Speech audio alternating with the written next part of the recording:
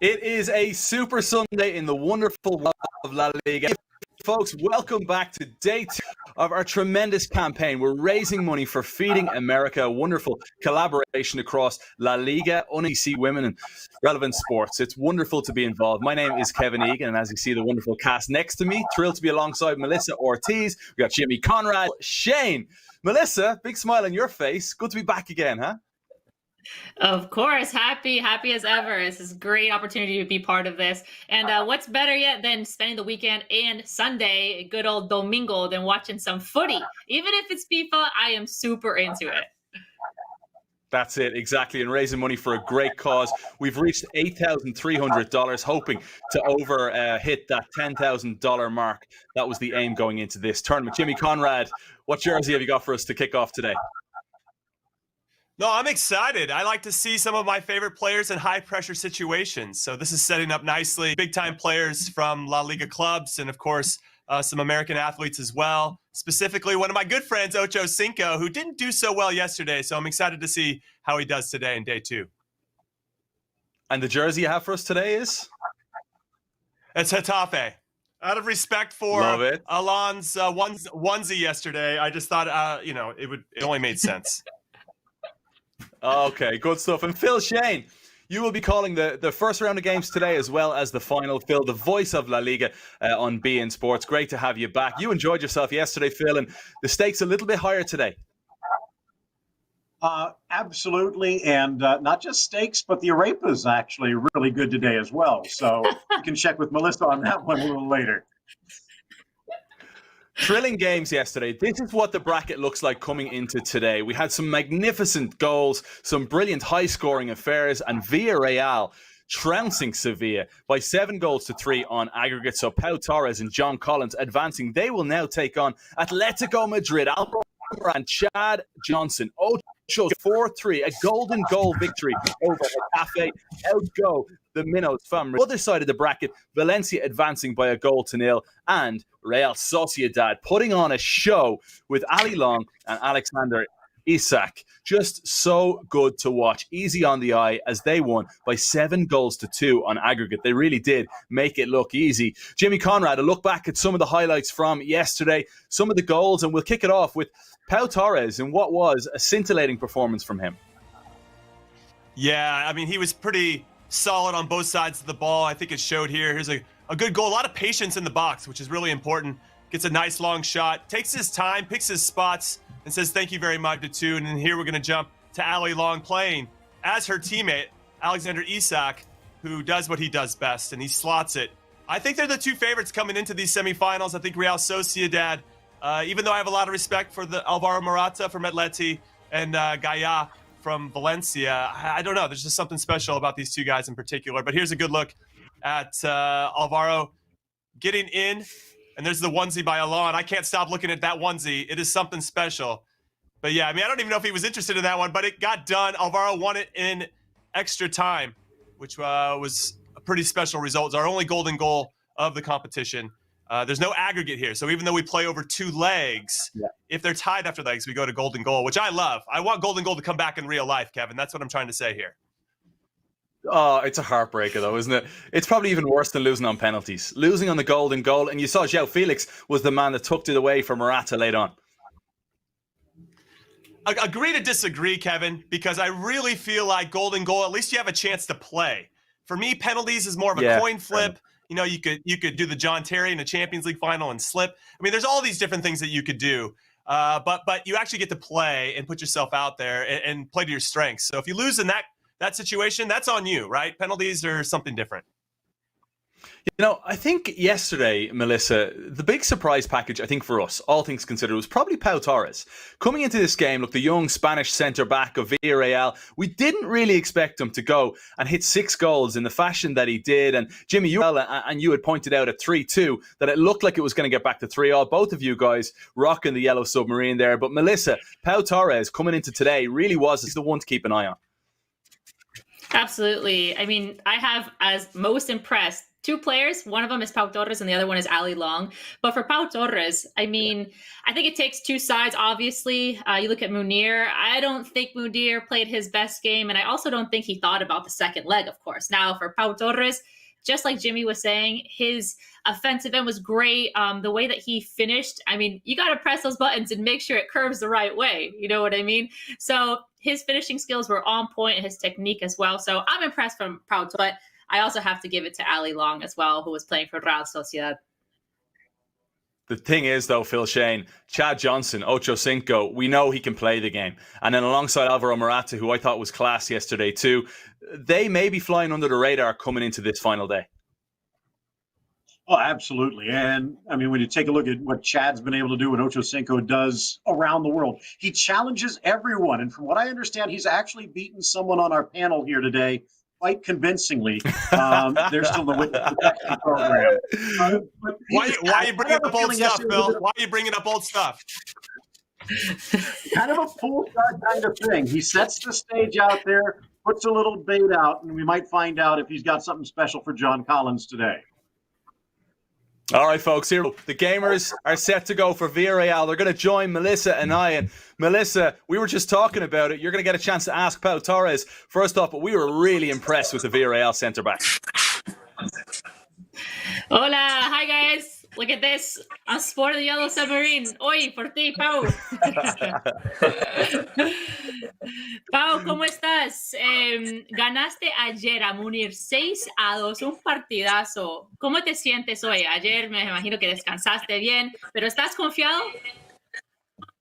Bueno, nunca te puedes confiar y seguro que Álvaro Morata lo pone muy difícil. Esperemos estar a la altura de estas semifinales.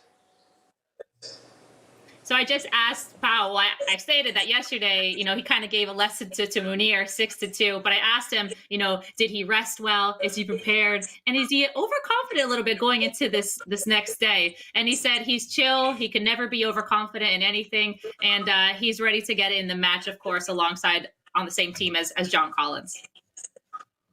Now, Pau, tus amigos, por lo de ayer, que le ganaste a Munir por tantos goles, ¿tus amigos te han escrito? ¿De tu equipo? Sí, varios mensajes dándome la enhorabuena y bueno, deseándome suerte también para hoy. Genial. I asked him if any of his teammates or his friends had written him yesterday after giving that, you know, whipping to Munir yesterday. He said yes, his friends have texted him and joking around, but also giving him the best of luck in those positive vibes. Absolutely brilliant. Love it. And John Collins, cheers for coming back again, John. I know you want to end the day on a big high, winning it all with Pau. Now, you've had a chance to sleep on yesterday's performance. You had a 1-1 draw against Lisa. Where can you get better knowing that you face Ocho Cinco, who's class at FIFA? Yeah, definitely going to be, you know, up against a great opponent today. But for improving myself, I felt like, you know, I got in goal scoring positions, but I just didn't finish. So for me today, it was just, you know, putting the ball in the back of the net. I feel like defensively, very solid. So for me, it's all about, you know, the battle of myself. Can I beat myself today? Love it. And you're looking for that fast-paced play. Like you said, it's replicating what you do with the Hawks day in and day out on the court. Exactly. Getting up and down, fast pace, get it to different teammates, and try to get a bunch of different goal scoring opportunities. One of them we're going to get in the back of the net, and I'm going to celebrate. You know, it's cool. We've got lots of big soccer stars here, but I'm sure you grew up watching the NFL as well and watching someone like Ocho Cinco. How cool is it to go up against him here? Super cool. And I've actually, you know, seen all of his challenges on Twitter, you know, where he calls people out to play FIFA. So it's actually funny. I'm going to be playing it. You know, in my eyes, a legendary wide receiver. So big respect to him. Love it, John. Great stuff. And Villarreal team, we wish you the best of luck. You've got a tough task getting by Atletico Madrid. We wish you well. Thanks for joining us for now. Go get ready.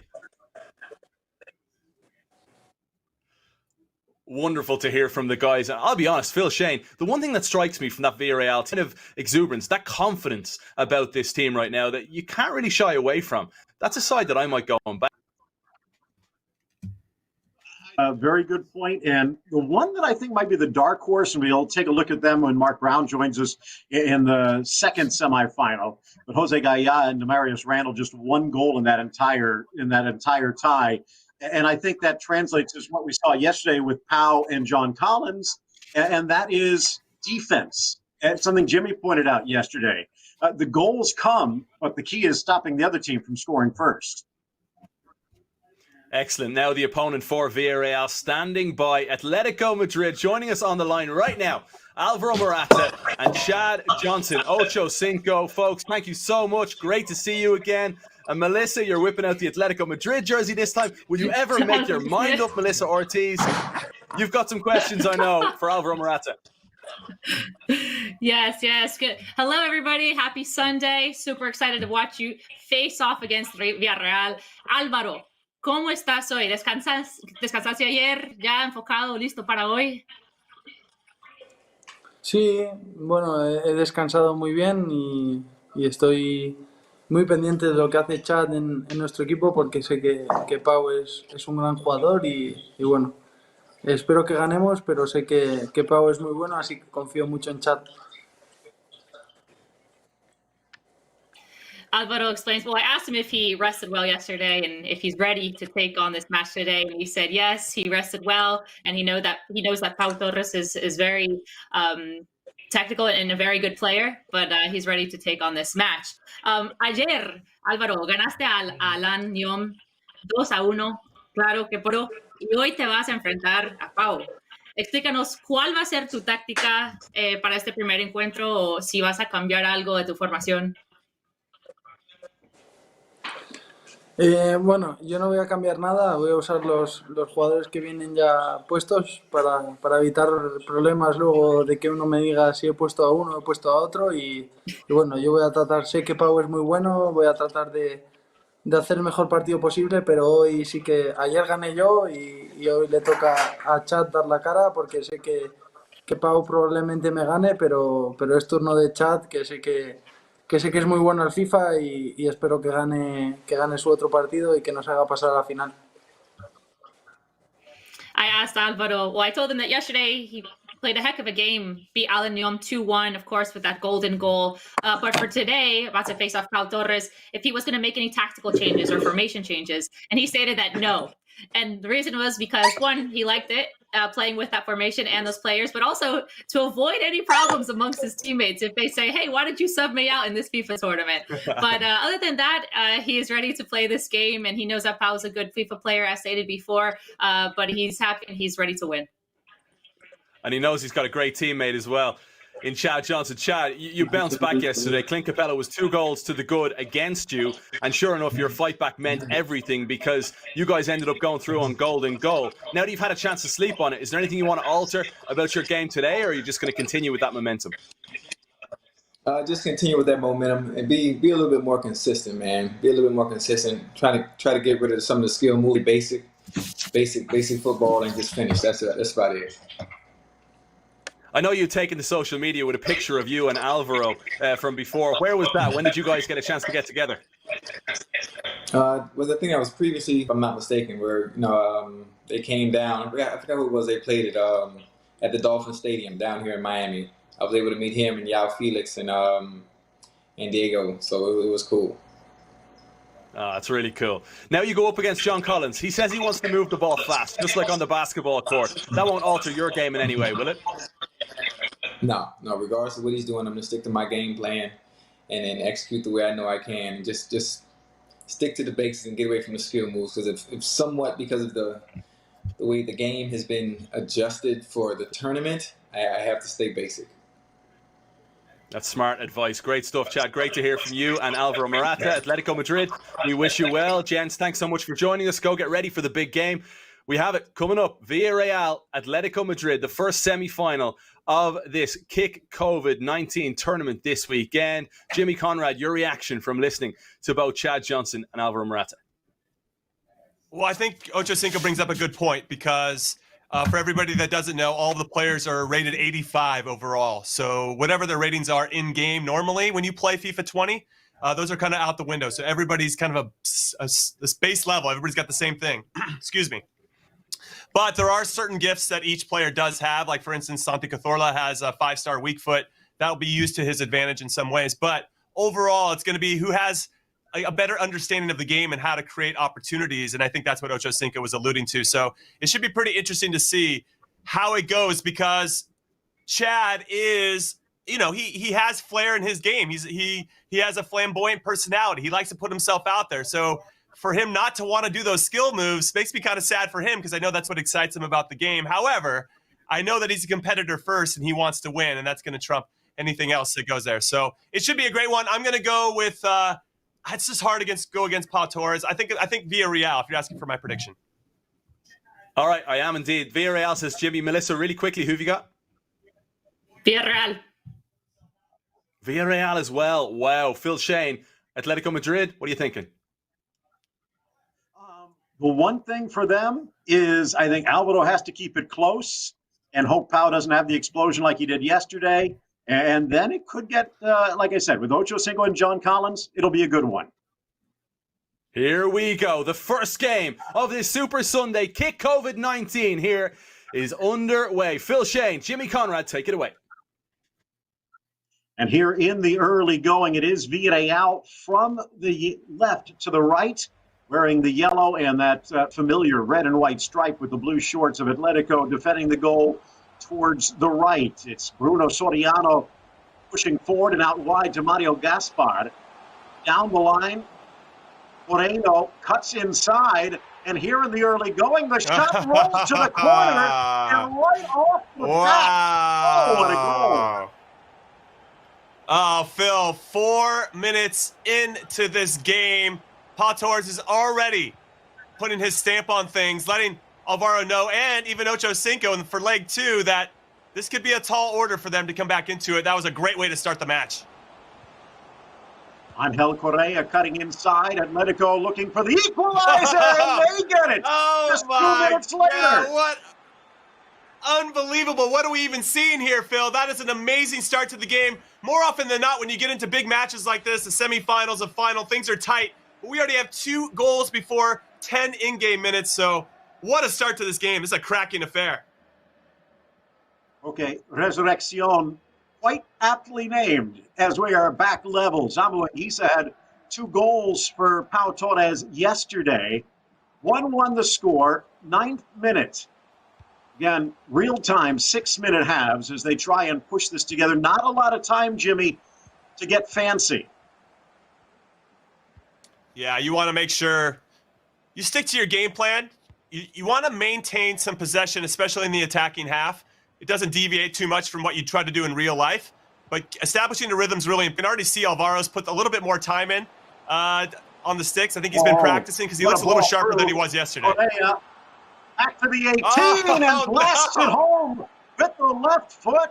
And Atletico comes from behind, and it's Morata scoring for Morata.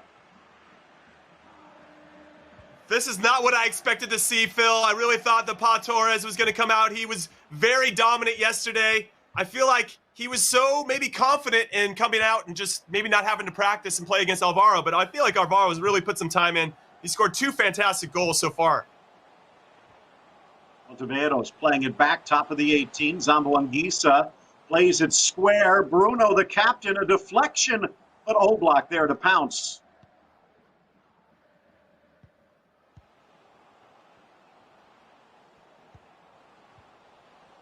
Chance for Torres. Stripped away, and now Villarreal back the other way. Gaspar out wide. Kenan Lodi coming over to defend, and he gets toasted. Moreno again trying to cut inside the box. The square to the spot. Cazorla, but stripped away. Correa now on the attack. Taken back by Villarreal. Blasted low to the corner, and Pau Torres finds an equalizer. Yeah, bad giveaway there from Alvaro. He's going to be kicking himself for that. You just can't give away a ball like that in your defensive third, because when you're playing somebody of Pau Torres' caliber, that's going to lead to a goal. And now we're at 2-2. I can't believe what we're seeing, though. What a great game. Midway through this first half of these first 2 legs of this first semifinal. Who will advance?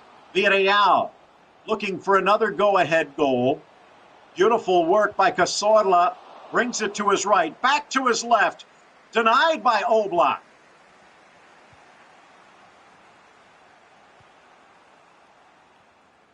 Partey to the midfield. Correa and Morata. Morata liking life down that right wing, looking for the cross, deflected away for the corner.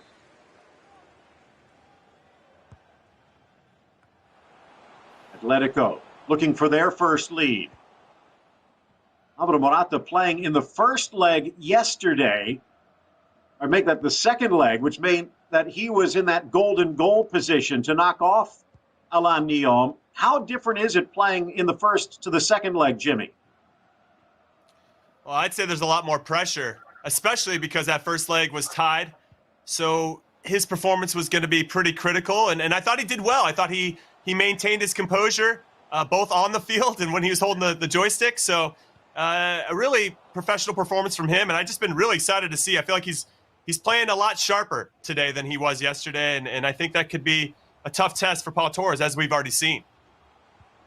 Pau Torres, though, threw the gauntlet first, as he's also playing in this first leg today. Ball tucked inside. Bruno trying to curl it to the far corner, but just wide.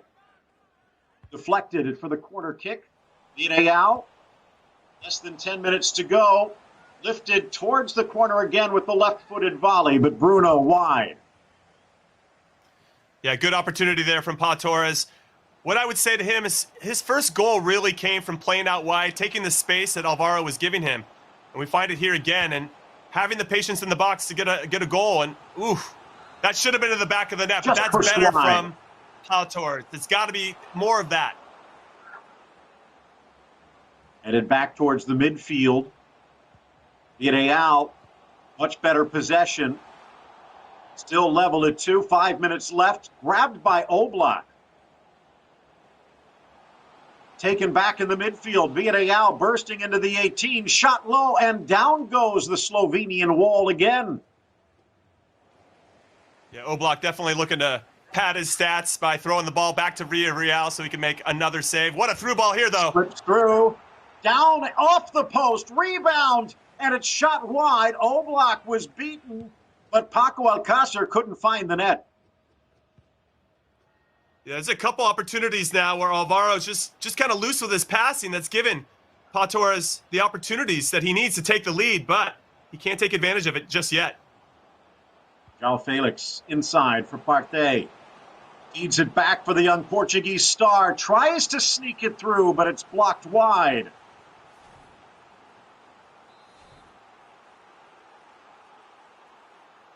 Strong performance. Both teams here looking for a go-ahead. Cross to the top of the 6. And that's going to do it for the opening half.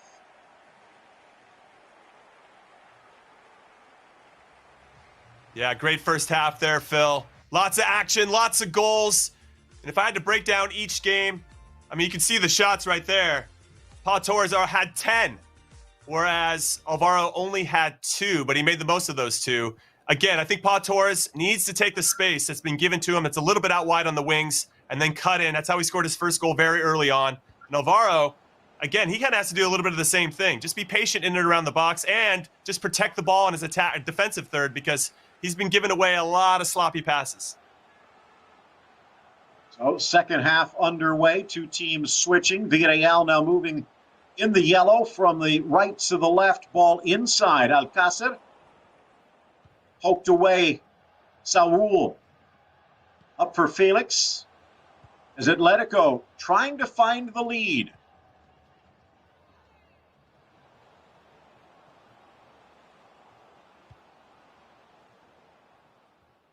Savic playing it all the way back, trying to draw Villarreal out.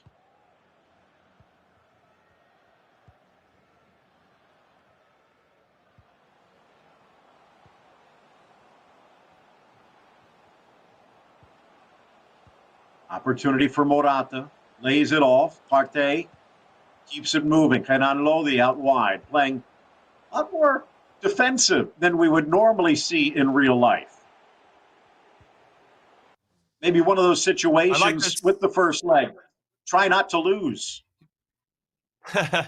That's true. That's definitely has to be a part of their thinking because what they're trying to do for their partners in leg 2.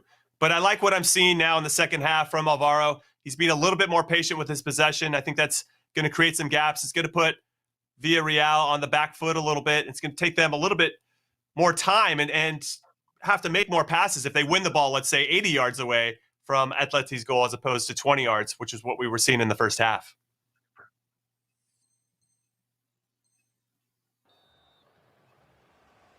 Now getting the game back underway. Saul taking a seat. And they've stuck in the big man, Diego Costa. Let's see what he can do. Villarreal also with another change. Looks like Llorente coming out. Tucked to the top of the 18. Shot deflected wide. Corner kick upcoming. Yeah, we saw 3 big subs from Alvaro there, putting on a lot of attacking players, taking off some of his, let's say, higher work rate midfielders, which is a bit of a risk at times because those guys cover a lot of ground in midfield. So we'll see if Paul can take advantage of this because of the numbers that Alvaro is committing going forward. Back for Zamboanguissa, threads it. Back into the middle for Cazorla, but poked away. Itolo now trying to turn things to the attack. Koke. Lodi, but he could not keep it in.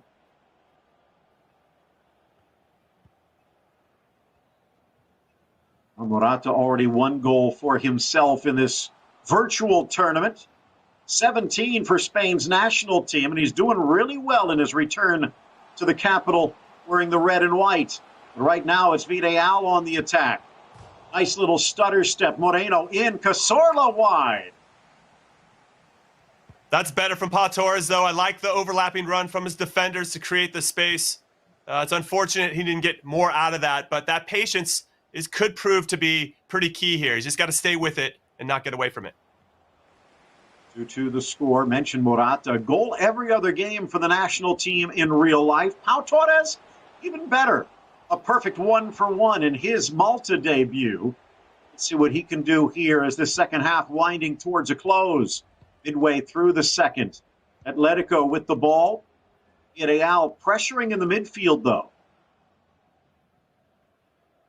Yeah, things have definitely tightened up a bit, Phil. I feel like they, saw that there are a lot of goals being scored. I feel like their choices are a little bit safer than the risk-averse decisions they were making in the first half where they were going for it. A little more swagger in the first half, a little more conservative decision-making this time through. But we'll see. We'll see if there's a winner somewhere in these players. Yesterday, 2-2. Ocho Cinco drew the first leg. It was good enough thanks to the golden goal from Morata. Ocho Cinco awaiting John Collins in the second leg. You still got some time here, though. Atletico on the turn. Okay, top of the box, spins back to his right, tries to feed it through, blocked away, and Bruno to midfield. Cazorla leading the break. Bruno launching long. Mario Gaspar from the right flank. Turns to the goal line, cuts it back. Lodi trying to defend. Bruno, top of the box, threaded through, and the shot slotted home under Oblak. It's that magic boot. Cazorla does it again. The renaissance of Santi Cazorla continues even on the virtual pitch, coming back from significant injury to make a difference yet again. He is a very special player. For me, one of the most underrated players of this generation of Spanish midfielders. And I really feel like with regard to Pau Torres, he deserved that goal. He created more opportunities. When we look at the final stats, he's created a lot more shots and shots on goal. So a 3-2 seems a little unfair in some ways because maybe it should be a little bit bigger. But he's in the lead, and we'll see if he can hold on to it to really set up his teammate John Collins for the second leg.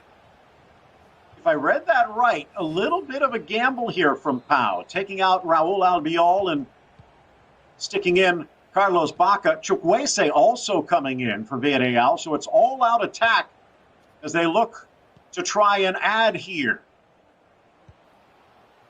Trippier on this near flank. Real life, what a debut season he's had. Correa spinning through.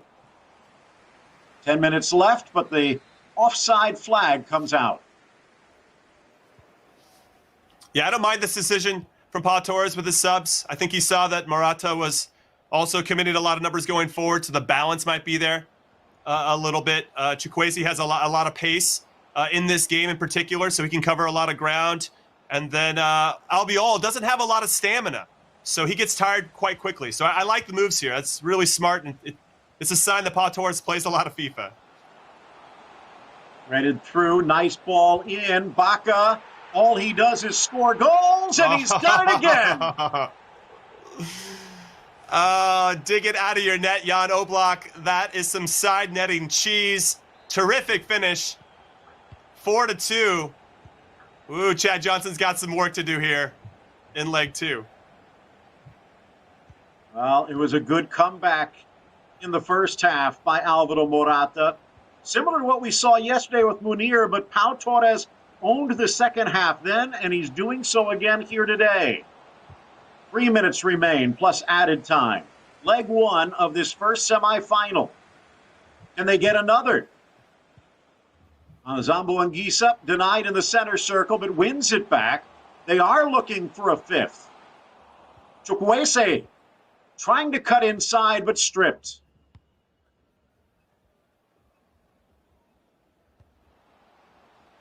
Vitolo for Llorente. Taking away one of those goals could go far, but one back by Villarreal.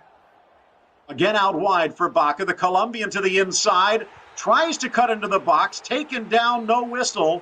And that's going to do it. 4-2, Villarreal. Yeah, on the balance, Phil. For me, that was the fair result. I thought Pau was the better player throughout. And my only question, I think, for Alvaro, and I'll get to ask him afterwards in the post-match interview, is the substitutions that he made. I understand why he really put on 3 attackers, but that made his midfield a little bit more vulnerable, created a little bit more space, and that led to 2 goals then from Villarreal that now Chad Johnson has to make up. So Pau Torres, again, a convincing performance in the second half. Let's send it back to Kevin Egan as we wrap things up in this first leg. Great stuff, gents. So for back-to-back days, John Collins can go into that second leg with an almighty cushion as of right now. Scintillating performance from Pau Torres. A winner in the end by 4-2. Jimmy Conrad, I have to ask you, what does he do so well going forward? He's now scored, 6 goals yesterday, 4 today, 10 goals in 2 games for Pau Torres. Great stuff. Yeah, I think overall he does a very good job of taking his opportunities, which we've seen throughout this tournament. Not a lot of guys do, specifically maybe his teammate John Collins, who said as much a little bit earlier. But on top of that, I think he takes the space that's given to him. You know, he finds those little gaps out wide, then he can cut in, he beats that first defender, and then it opens up, and then he does a very good job of being patient. And having that composure in the box goes a long way, and I think he has it in spades. And I think that ultimately made the difference. Plus, he doesn't let up. He continues to go at you. And if Alvaro has any slip-ups, that leads to a goal, and then now you're chasing the game, that leads to another goal, and that's why you have a 4-2 result. And for those that are new to the game, you made the point during commentary, Jimmy, that you can tell he plays a lot of FIFA when he made some changes. Can you elaborate on that? Yeah, so there are different attributes that different players have. So to use the center back for Villarreal, Raul Albiol, he doesn't have very good stamina, so he gets tired quite quickly. So if he's playing against a team that's running him ragged, or if there's a player or a striker up top that has a lot of pace and they're playing up over the top, he's going to get tired quicker. So you're going to have to make that change at some point throughout the game. And I like that there are realistic things that are in there. Now, I'm sure Albiol says, I'm super fit in real life. What are they doing? But everybody has certain things that make them special in the game, and that was just something I was alluding to. So all smiles then for Pau Torres, Melissa. I'm sure he'll be absolutely delighted. You're going to get a chance to chat with him now, as well as Alvaro Morata. Uphill climb for both him and Chad Johnson.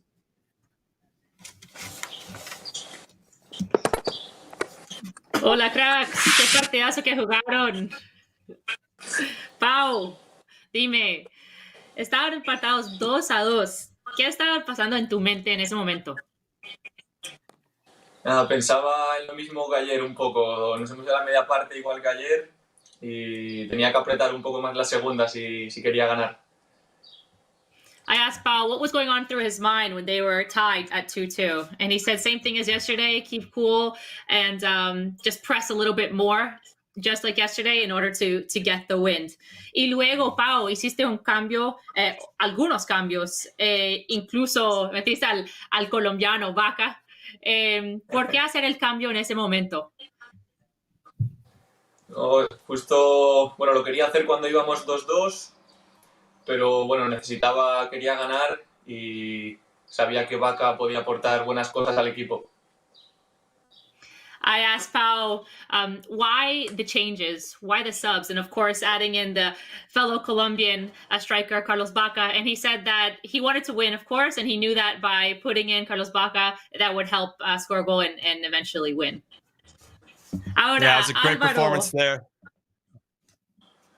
Sorry, Jimmy. Ahora, Sorry, Álvaro, go ahead. opinión del partido. Bueno, yo sabía que Pau iba a ser un gran jugador y tengo que decir la verdad, le he llamado antes del partido y le he dicho, respétame un poquito, no abuses de mí. Sabía que él era mejor que yo porque vi sus partidos de ayer y bueno, está bien participar para estas cosas, pero él no tiene hijos, tiene mucho tiempo para practicar en el FIFA y bueno, sabe que Pau es mi amigo, que le deseo lo mejor y que bueno, es un gran amigo, espero verle pronto y nada, enhorabuena por el partido, pero sé que Chad va a ganar. Okay, so I'm going to try to translate this, but this has definitely been one of the best responses we've gotten so far. Alvaro says that he actually spoke to Pau yesterday and said, hey, take it easy on me. I know that you're better than me. I saw your yesterday's match. And by the way, you don't have kids, so you have time to practice and play FIFA, whereas I have kids and a family, so I can't put in these hours. But he says that he's good friends with Pau and that he wishes him the best as well. But the next match, that Chad Ochocinco is going to take the win. Alvaro, in Inglés, what would you say to Chad Johnson right now to get him motivated, to help him win? No, just Chad. I give you the win yesterday, and now it's time to you to show me your best and to give me the win today. Because if we win, we're in the final, and I'm all focused on you. I give you my power, and now it's your time, and I wish you the best because I am your fan. I respect you, and now it's time to you to show your FIFA talent. Look at this guy. You should be a manager, Alvaro. That's a great message. I love that. Yeah. All right. Well, thank you so much. Congratulations again, Paul. And let's throw it back to Kevin. We'll see what happens in leg 2. Forget Tony Robbins or Gary Vee. What about Alvaro Morata as a motivator? That was unbelievable. Put it on Chad Johnson saying, hey, buddy, I did it for you yesterday. Step up to the plate today. 4-2 the final score from that first game. Chad Johnson has it all to do. Pau Torres, unbelievable. I don't know if we got to see a whole lot from John Collins yesterday. What do you think, Melissa, in terms of this one? Chad Johnson, I think deep down he'll be kind of knowing what he second half yesterday against Clint. Yes, I'm expecting a very great matchup. Obviously, I put more of my attention on Chad Johnson just because he's more public about his FIFA talent, you know. But like you said, we don't know so much yet about John Collins. Yesterday, that tie against Lisa, we saw bits and pieces of his talent and his trickery, but I'm expecting a good matchup. However, I am going to kind of side with Alvaro's last comment in that interview, and it's up to Chad now to pull in the dub. What do you make of that, Jimmy? I know you were laughing as he said it because he kind of said, I did it yesterday for you. It's up to you to step up. And we saw that Chad's already posted on Twitter, quote tweeting that kind of comment from yesterday as well with Alvaro and saying, look, essentially, I'm going to take it on today and take on that mantle. He's well able to. No, there's no question. Chad plays a lot and he has obviously a winner's mentality. He'll tell you as much, but I think he's right. I think he's going to strip down his game a little bit. I think he's going to play simple. I think he's going to have the less is more approach, and I think that's going to serve him well. However, I saw a lot in John Collins' game yesterday. As he said, he created a lot of opportunities. He just didn't score. And I get the sense, even by his backdrop, yesterday you couldn't really see him as much. It was a little bit dark. And then today, John Collins has got like the coolest backdrop I've ever seen. So he's definitely put some time and thought into what he's doing. I bet he practiced a lot yesterday. I'm sure he's watched some Ocho Cinco games. And I wouldn't put it past him either, because he's a top competitor as well, to be ready for this one. So again, it's going to come down to who finishes their opportunities. I think Ocho Cinco might sneak it, but I think Villarreal will end up going through. Yeah, representing Villarreal, wearing a Tigres jersey today. John Collins gotten rid of the King Peach kid of Atlanta United for Tigres. Phil Shane, it's so finely poised right now. If anything, it's set up beautifully, knowing the talent that Chad Johnson has here. No, and I think that last goal by Carlos Baca is going to be one of the keys. If this was just a one-goal game, I think it would probably put a lot more pressure on John Collins. But at the same point, and Jimmy, Melissa, this is players. You get that comfort factor. You breathe just a little bit easier with a 2-goal lead. Next thing you know, it's tied. So it's going to be interesting to see what the veteran can do, because he's still the king until you take the crown away. And so we'll find out what Chad can do against John Collins. Push once again, Phil. I'm going to go starting with you. Prediction, please. I would say this is going to be, I think Chad edges it, but I kind of agree with what Jimmy was saying earlier. I think it won't be by 2 goals. So he will edge it by 2 goals. So what you're saying is it's going to go to golden goal. No, it'll be 1 goal, and it will be Villarreal moving on. Glad to see you're decisive on this Sunday, Phil. How about you, Jimmy? Yeah, I mean, I'm going to concur what I said earlier, what Phil just said. I think Ocho Cinco will probably get the result. I think it's going to be tight. I saw a lot in Ocho Cinco yesterday when he gave up 2 goals to Clint that I didn't expect him to give up. I just thought he maybe committed too many numbers going forward. So I think we're going to see a little bit more of a conservative Chad Johnson, which isn't the most fun Chad Johnson we want to see, but it's an effective Chad Johnson. I think that'll get him a 1-goal victory, but again, with the 2-goal cushion, I think Villarreal goes through. And Melissa, how much of what Chad Johnson said earlier about taking away maybe the skill moves, and as Jimmy said, being a little bit more conservative, how much of that goes against what he can possibly do, knowing what the scoreline is, knowing that he has to win by 2 or more? I think that it's best for Chad to be as simple as possible. Sometimes, it's great to use some tricks, and of course, if the other player isn't as well advanced in the whole trickery scheme in FIFA. But I think as if he's simple, he'll be able to get the job done. Now, I'm expecting for Chad Ocho Cinco to win. However, since John Collins and I are from West Palm Beach, Florida, and we graduated from the same high school, I am definitely rooting for him. Good stuff. What a link. We've got to get John Collins on that a little bit later on. Maybe the same people. We could be here all day. But for now, guys, get that game going. Chad Johnson against John Collins. Best of luck, guys. Over to you guys, the commentators then. Phil Shane, Jimmy Conrad. Take it away, guys.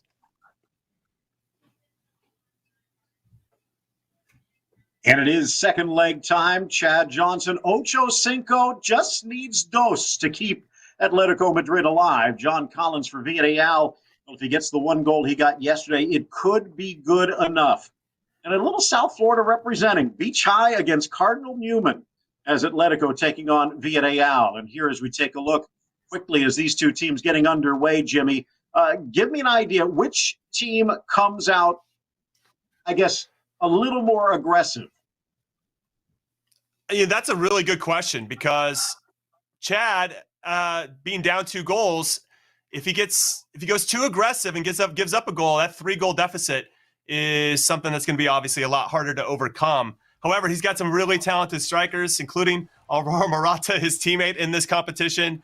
Diego Costa can come off the bench, very physical, can put some balls up over the top. João Felix, so he's got options, as does Villarreal. Gerard Moreno is very good in this game, and it's hard to say. I'm actually quite curious to see, how aggressive. Something you pointed out in the pregame as well. Road goals do not count. It's just the aggregate, just the total goals. And if we are, let be a golden goal between these two players. Atletico in the black from the left to the right. Phil Shane alongside Jimmy Conrad. Glad you've joined us today. COVID FIFA20 tournament brought to you by LaLiga and more, trying to go through the America. Ball deflected away. You can see that link down in the bottom right. Feel free to Atletico on the attack, and it's stripped away. Chad Johnson putting the early pressure on. Yeah, definitely putting the early pressure. Nothing clean, though, so that's a testament to the type of defending that John Collins can put in. It's something that he discussed that he wants to do. He likes his defending. He's a fan of how he defends, and that showed right there. Nice little back heel tucked inside, but well defended. And a flag, the whistle, a foul just at the top, and a free kick. It'll be Trippier. Plays it in, gets it back, not exactly as designed, but he follows it up and just scrapes it wide of the post. Yeah, I don't mind that decision by Ocho Cinco. It seemed a little bit too close to goal. It was going to be hard for him to get a clean look. Sometimes it's not easy to take free kicks that close. You want to be a little bit farther out. So I like it. You got a good opportunity. It just went wide. 10 minutes gone in this first half of the second leg. 4-2 in the first. Pau Torres over Alvaro Morata. Villarreal in the blue, trying to hold on. John Collins at the controls.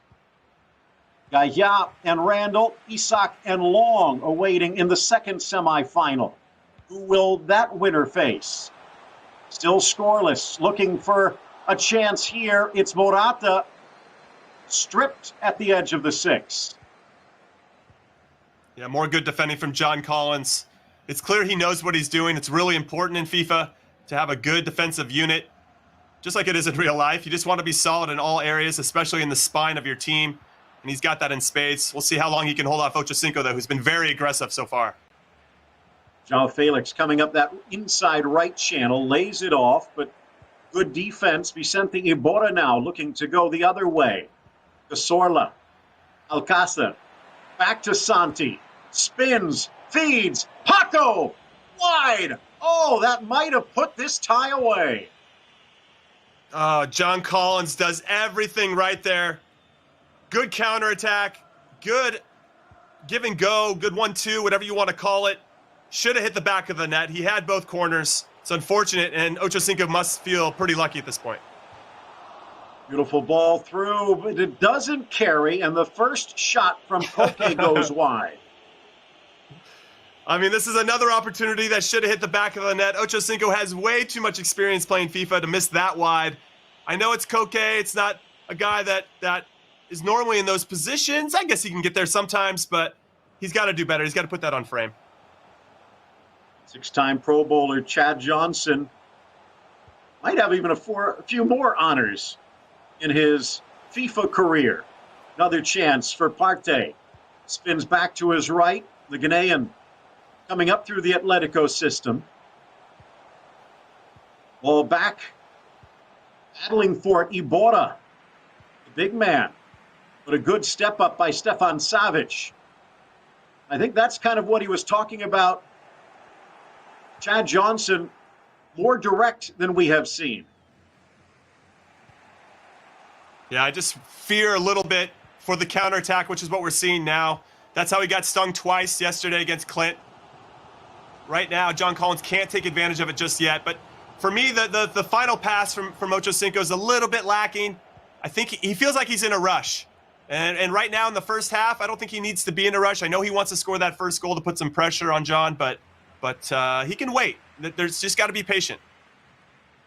Savic intercepts, half hour in, an hour of game time left to go. 2 goals to make up, and that could send it to golden goal. Back for Trigueros, now to Iborra. Big man spins it off to Manu. Well, John Collins with the big lead. Held on for the 1-1 draw against Lisa Zamush yesterday. Looking to add to his tally here, and he does. Oh, what a fantastic goal from John Collins. For me, I'm probably not going to see the replay because I think Ocho Cinco is going to hit the button and move on and get to kickoff. But he has a really nice turn at the top of the box, which ends up setting up the run and allowing the run to support the play. John Collins is excellent. We saw it in his first game yesterday of playing through balls, and he does it again today. Finally hits the back of the net. He was talking about improving his finishing, and he does it. Very good goal. And Manu Trigueros, normally a creator, this time a finisher. And that means that Ocho Cinco needs 3 goals. Still a second half to go. But maybe, just maybe, the crown a little wobbly. Yeah, Ocho Cinco's got a lot of work to do. He's definitely capable of scoring 3 goals. You get 1, then John Collins is thinking a little bit. You get 2, and then that third could definitely come. So he needs to score this next goal, obviously, or it's done and dusted. And I think he knows that. Gomez into the midfield. Cazorla. Good ball weighted. Now Moreno to the inside. Top of the box, and Oblak out to pounce. 5 minutes left. One back in the midfield. Vicente Iborra. Now Moreno, but it's cut out by Felipe, the big Brazilian.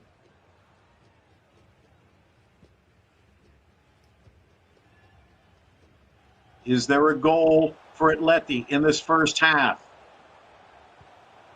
Okay. Felix. Correa into the 18. Top of the sticks. Turns. Feeds. Hey!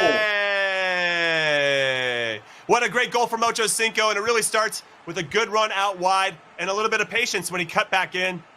That's the stuff that we need to see from Ocho Cinco. A huge goal right before halftime to get him back into this tie. Alvaro Morata must be very happy right now as he was coaching. He was the life coach of Ocho Cinco before this match. All to play for here for me, Phil.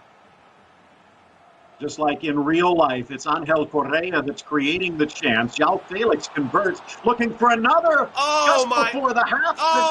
Away, what? And the rebound goes high. Asenjo. That could be the difference.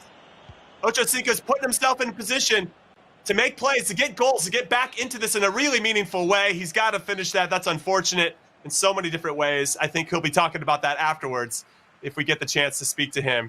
But yes, wow. What a first half. It started a little bit slow as they were feeling each other out, but it ended with a flurry. We each got a goal. Good finishing, but unfortunate that Ocho Cinco couldn't get a second one right before half. That would have been remarkable to keep this tie a little bit closer. But as it stands, Phil, the deficit is still 2 goals. Atleti, it's 5-3 in aggregate right now. John Collins just has to be smart. He's very good defensively, so I think he'll hold on. But again, you can't sleep on Ocho Cinco in FIFA. John Collins with a key goal, but then Ocho Cinco won in almost a second. Now the second half of the second leg.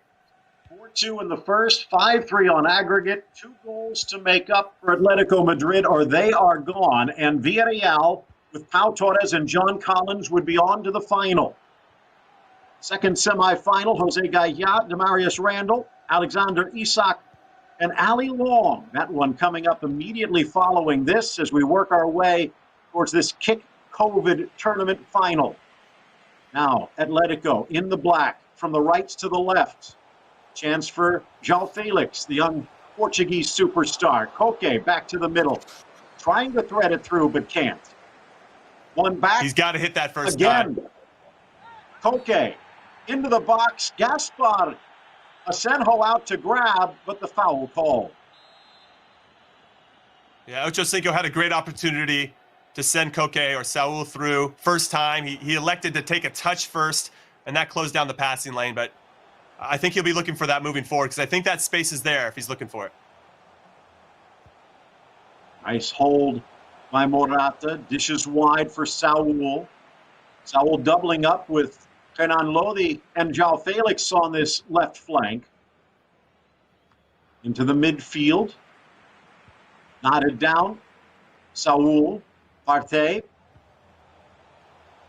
João Felix. Glance for Koke. To the 18. Just a little off. Boy, Gomez now on the break.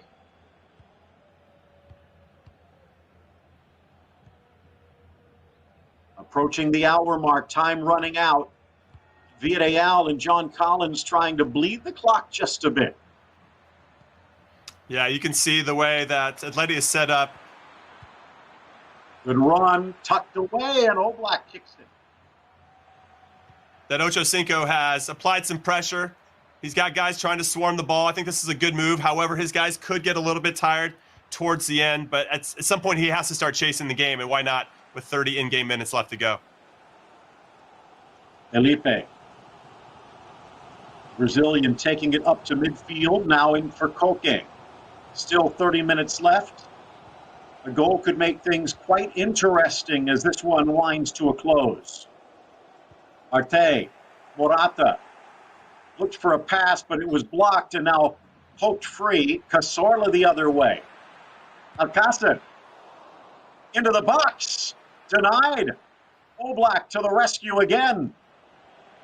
Yeah, huge save by Oblak. Had to be done for them to even have a chance. But another good through ball from John Collins.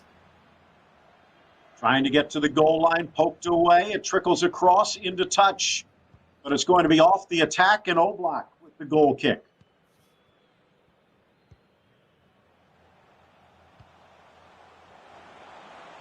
Felix, Morata, 2 to beat. Dishes wide for the Portuguese superstar. Trying to thread it through, but can't. Substitution time, Jimmy? Absolutely. I think he needs to take a look at some options or even a formation change to see if he can generate a little bit more support. I mean, Morata got the ball initially, and there's nobody around him. That has to change, I think, if he really wants to get back in this. Still the 2-goal cushion set from the first leg. Ocho Cinco trying to cut that in half. Nice play by Morata. Off for Moreno. Koke across.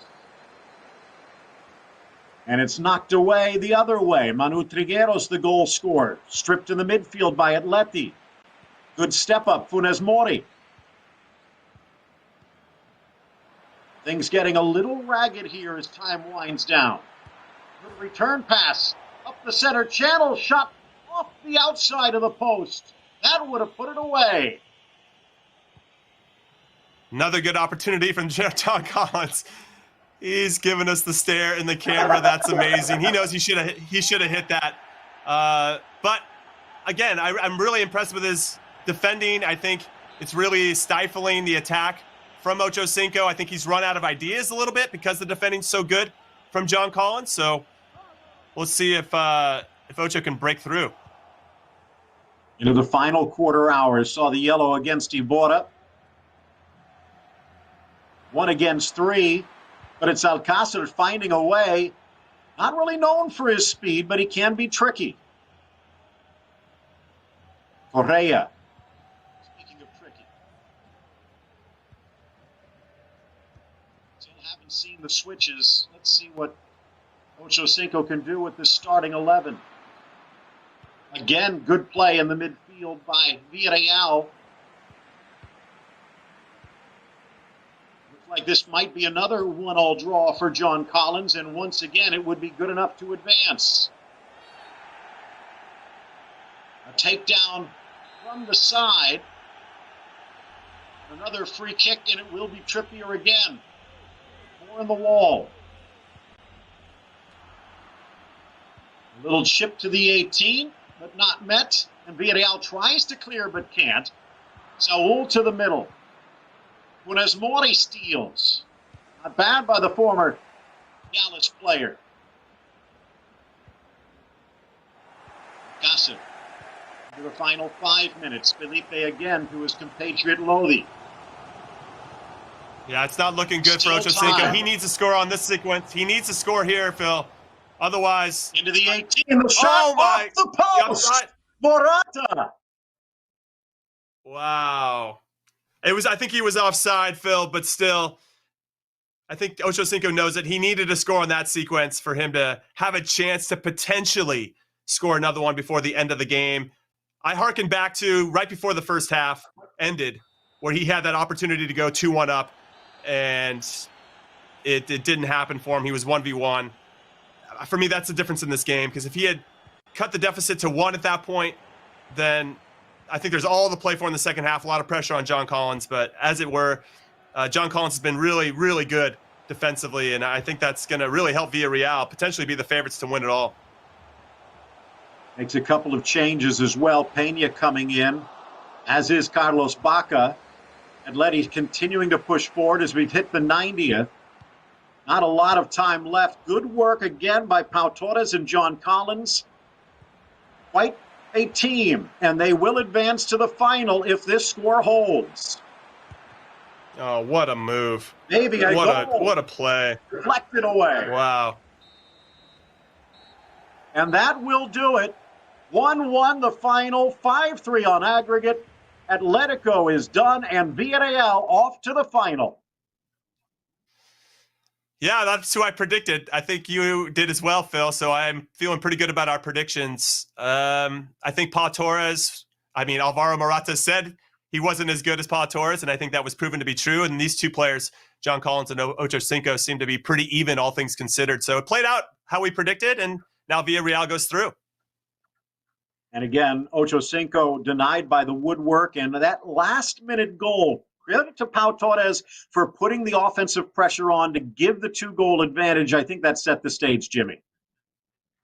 Yeah, it really did, and I didn't actually ask him. Maybe I got a little afraid when I was speaking to Alvaro Morata because really respect his game, and I didn't want to make him feel bad about it. But he made some subs that were very attack-minded, but I thought that left his team vulnerable and allowed Pau Torres to get that really decisive goal that I think put a lot of pressure on Ocho Cinco to have to overcome it. But it was a good, entertaining 2 legs. I'm excited for the next semifinal. Well, 5-3 the final on aggregate, and it's Villarreal moving on to the final. Who will they face? Back to you, Kevin. Cheers, guys. An absolute goal clinic then from Pau Torres. And for back-to-back days, Melissa, it's John Collins with a 1-1 draw that sees it out. Similar story, Villarreal advancing, and you're a happy camper right now. Absolutely. West Palm Beach represent. You are going to see this question I'm about to ask Chad Ocho Cinco, and that is about his tweet from yesterday and saying it was going to be an easy win. Well, it looks like the tides have turned. Certainly has. I think the guys are actually ready to go right now. We will go for our post-game chat, and you will get that opportunity to chat with Chad Johnson, Ocho Cinco, who's standing by with John Collins. Melissa, take it away. What's up, guys? Great games. Both teams, both legs were quite fascinating. Villarreal with the W. I have a question, of course, for John. John, what do you think was key in holding the win, of course, from Pau Torres' performance in the first leg, and now, this beautiful tie to lead you on to final? For getting the lead and allowing me to, play defense. I think that's what I do best at FIFA, is defend, and I think I was just able to do that. Obviously, Chad creating a lot of chances, and me just being able to get my goal and be able to stop him and hold the deficit. Also, 561 represent. What's up? That's where it's at. 561 West Palm Beach. Good. Me in the building. Chad, I have 2 questions for you, but the first question for you was, man, your tweet yesterday about this game, you said it was going to be an easy win. An easy win. What are your thoughts now about that? I didn't finish. We both saw the game. Obviously, you have to finish. I had maybe 3 or 4. One hit the wood. Had one go high. Koke missed right inside the 18. You have to finish those. Those would make the score 4-1. I left myself a little vulnerable at times, which is where you got to score. And other than that, there's really nothing I can do about it. I had to play aggressive a little bit. Absolutely. I can't agree with you more. Now, you say the finishing part, and I think that was the most challenging part for you today. How about free kicks? You had a few options to take some free kicks. You opted for the short plays. Why that? Yeah. Just based on where I was, I wasn't really familiar with the players I was using. So I didn't know how well they would be at the free kicks. Everybody's different when it comes to taking free kicks. So I elected to pass it off and try to get a shot off. Awesome. Well, thank you. And sorry we won't be seeing you in the next, but we hope we'll still see you tweeting and supporting, of course, the donations for the COVID-19 response. Now my question is over to Alvaro. I'm first going to say it in English, then I'll say it in Spanish. You scored a goal with your own player, with the number 9, Alvaro Morata, of course. And when you did score, you did that celebration. Can you show us that celebration right now, live again on camera? ¿Puedes demostrar esta celebración que hiciste cuando marcaste el gol? Yes. This one. Hey, there it is. There you have it, guys. Well, thank you so much. We look forward. I think is not the most important thing. The most important thing is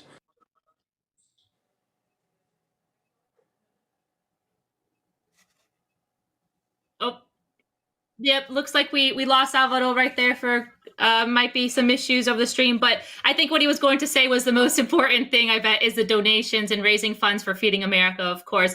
Thank you guys so much. And on to the finals, Villarreal. Chad Ochocinco, thank you very much. We'll see you in the Twitch stream, of course. Over back to you, Kev.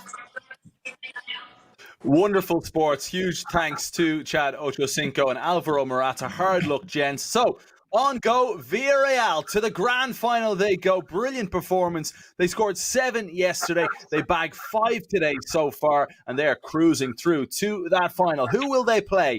Either Valencia or Real Sociedad. It was Real Sociedad scoring for fun yesterday as well. We saw that with Ali Long and Alexander Isak. But right now, Jimmy Conrad, I'm going to go and say the Villarreal are the favourites from what we've seen so far. Would you agree?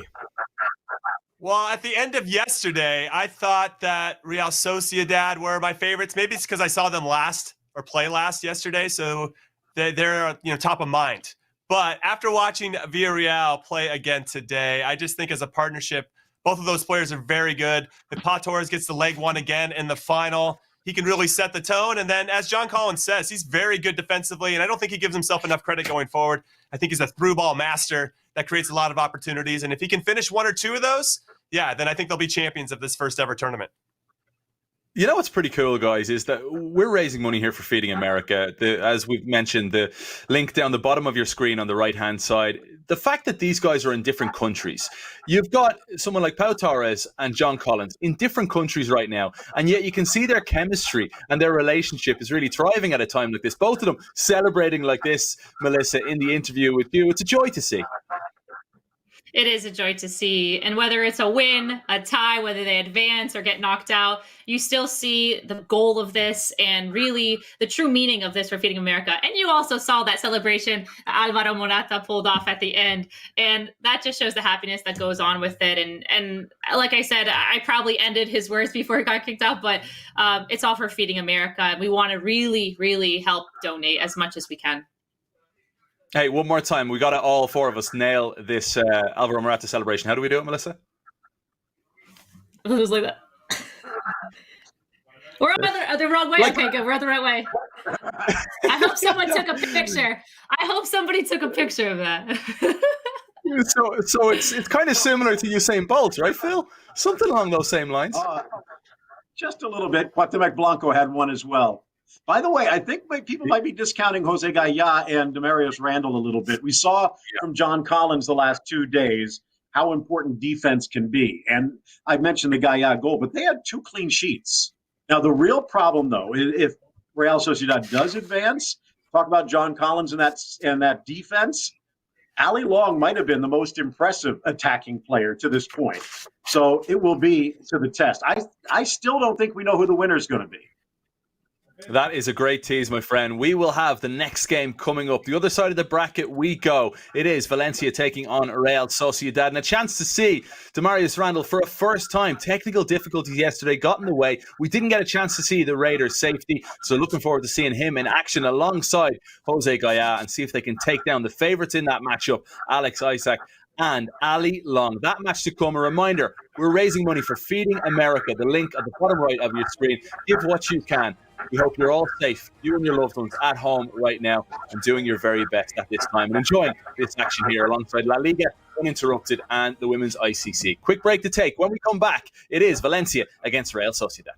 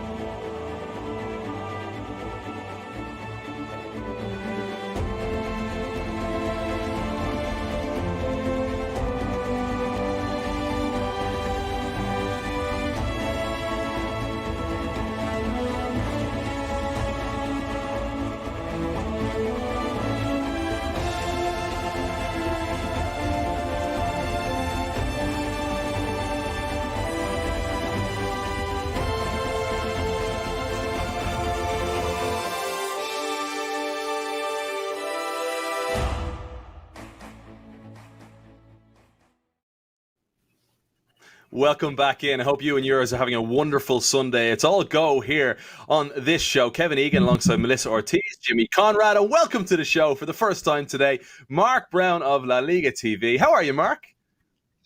I'm very good. How are you? Sunday evening in Barcelona here. Buenas noches. Everything good. Beautiful, beautiful. You're going to jump into the commentary booth alongside Melissa Ortiz. Folks, if you've missed the action so far, this is the landscape of our Kick COVID-19 weekend tournament. Villarreal advancing to the grand final with a brilliant victory over Atletico Madrid. So out go Alvaro Morata and Chad Johnson. And into the final go Pau Torres and John Collins. Who will they face? That's the big question. Is it Valencia or will it be Real Sociedad? Jose Gaya, Demarius Randall playing for Los Che, and Ali Long, Alexander Isak representing La Real Sociedad. So looking forward to seeing these guys in action. I believe we'll get our first interview lined up. And Melissa Ortiz, it looks like we're set to hear from Jose Gaya and Demarius Randall. And I have to go to Demarius first on this one, both representing Valencia. Demarius, you didn't get a chance to play yesterday. I mean, technical difficulties got in the way. So do you see yourself as a bit of a secret weapon heading into today? Hopefully, hopefully I can provide a spark for the team, and hopefully we can move on to the finals. Did you get a chance to see Ali Long play yesterday? Because she was banging in the goals, winning by 4-1. Yeah, I see it. She looked very, very impressive, and she really looked like a professional. So definitely looking forward to playing against her. Well, really looking forward to seeing you in action as well. Good to have you back. Definitely. Thanks for having me. José, ¿cómo estás? Ayer le ganaste a Borja 1-0. Pudiste descansar ayer y hoy, obviamente, Flauco, ojalá, para ganar hoy, para llegar a la final. ¿Qué vas a hacer hoy? ¿Unos cambios diferentes o planes diferentes? Hola, bueno, más o menos parecido a lo de ayer. Creo que me fue bastante bien. He hecho algún cambio en la alineación, pero prácticamente voy a jugar igual, con el mismo sistema y esperamos tener la suerte que tuvimos ayer, aunque bueno, hoy creo que será difícil también. Claro, y viste que Isaac le ganó a Morientes 3-1. ¿Qué piensas de su estilo de juego? Sí, bueno, ya me han comentado que juega muy bien al FIFA y bueno, yo como siempre intentar dar la cara, intentar defender bien y bueno, si tengo marcar un gol e intentar cerrarme atrás. Es un poco mi estilo de juego en el FIFA porque no suelo jugar mucho y tengo que hacer eso para poder ganar, si no va a ser imposible. Jose mentioned that he was able to rest yesterday and that for today, not really much of a change in comparison to yesterday's plan, except for he did make one small change for today's game plan. And as far as I asked him about Isaac's style of play and what he expects and what he thinks, and he said, yeah, he's a great player, but he's expecting a great matchup and that he hopes for the win. Brilliant. Wonderful to hear from the guys. Go get ready. There you have it. Jose Gaya, Demarius Randall representing Valencia. The Bats, they will be taking on Real Sociedad. And Jimmy Conrad, I've got to ask you, we saw Ali Long and how good she was going forward yesterday. And Demarius has had a chance to study Ali's game, whereas Ali hasn't had that opportunity to study Demarius. Is that in his advantage? I do. I think it is in his advantage. I think he can see or identify some weaknesses that he can exploit and then try to slow her down in certain ways. I thought when I look back on that game, both Alexander and Ali were both very good in the second half and not as convincing in the first half. So if he can frustrate them in the second half, then it gives them, at least for me, a good opportunity for them to get through and get to the final. Oh, I don't know which way this is going to go, but we're going to welcome in now Alexander Isak of Real Sociedad and the world champion herself, Ali Long, to the show. Great to see you guys. Hi. Great to see you too. What's up, everybody? How excited are we for this face-off? My first question, of course, is for Ali. Ali, yo, you gave like a class yesterday in FIFA to Willie. No. Well, the first question is, Did you receive any messages, whether it was from your friends or social media, about that result and the performance? Yeah, but they were still giving me some crap that he was a basketball player, that like I really haven't been tested yet, so I gotta prove it again. It's okay. I like it. I like the smack. Of course, always up for the challenge. So, will you make any changes for today? My secret, you'll have to watch and find out. I love it. And this is just apart from this FIFA game.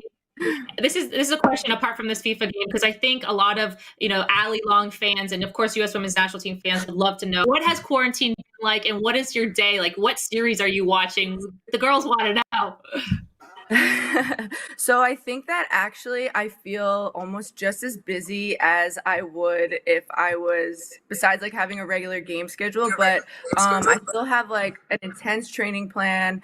I'm still lifting, training, and whether I'm by myself or just with one teammate, because we're allowed to be in twos, that alters it. And of course, it's not the same type of training, but it's kind of like an extended off season. And I kind of look at it like a challenge, like what we do now is going to come to light when everything's back to life. So I'm just trying to make every single day to be better as a player and an athlete. And so once my season does start, I can come out and hopefully kill it. And when it comes to the series, I actually am watching the Jordan one. It's and also the challenge, MTV The Challenge. I don't know why I love that show so much, but me and my husband, we love it. So we're into that. And then I like watch too many shows, so I'm like caught up from traveling so much, like on everything. I'm waiting for seasons to come out with a new season. Maybe Casa de Papel or Money House, as they say. Well, we are sure you have probably spent some of your time playing FIFA, because it has surely shown in this tournament so far, and we're excited to see more. Kev, you have anything? Yeah, definitely. I want to follow up with Alexander on that as well. What are you watching over in Spain right now, Alex? Right now, I'm not watching a lot. I'm just playing video games, mostly Call of Duty. But I've been watching like the new season of La Casa de Papel, and there's just some old movies, but not too much actually, just playing video games.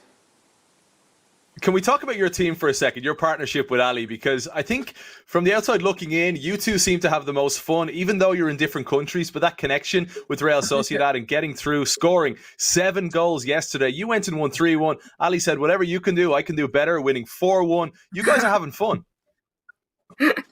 Yeah, I think it's a great coincidence that we have the same playing style, like going fast forward, and that's how I like to play. So it was fun watching her as well.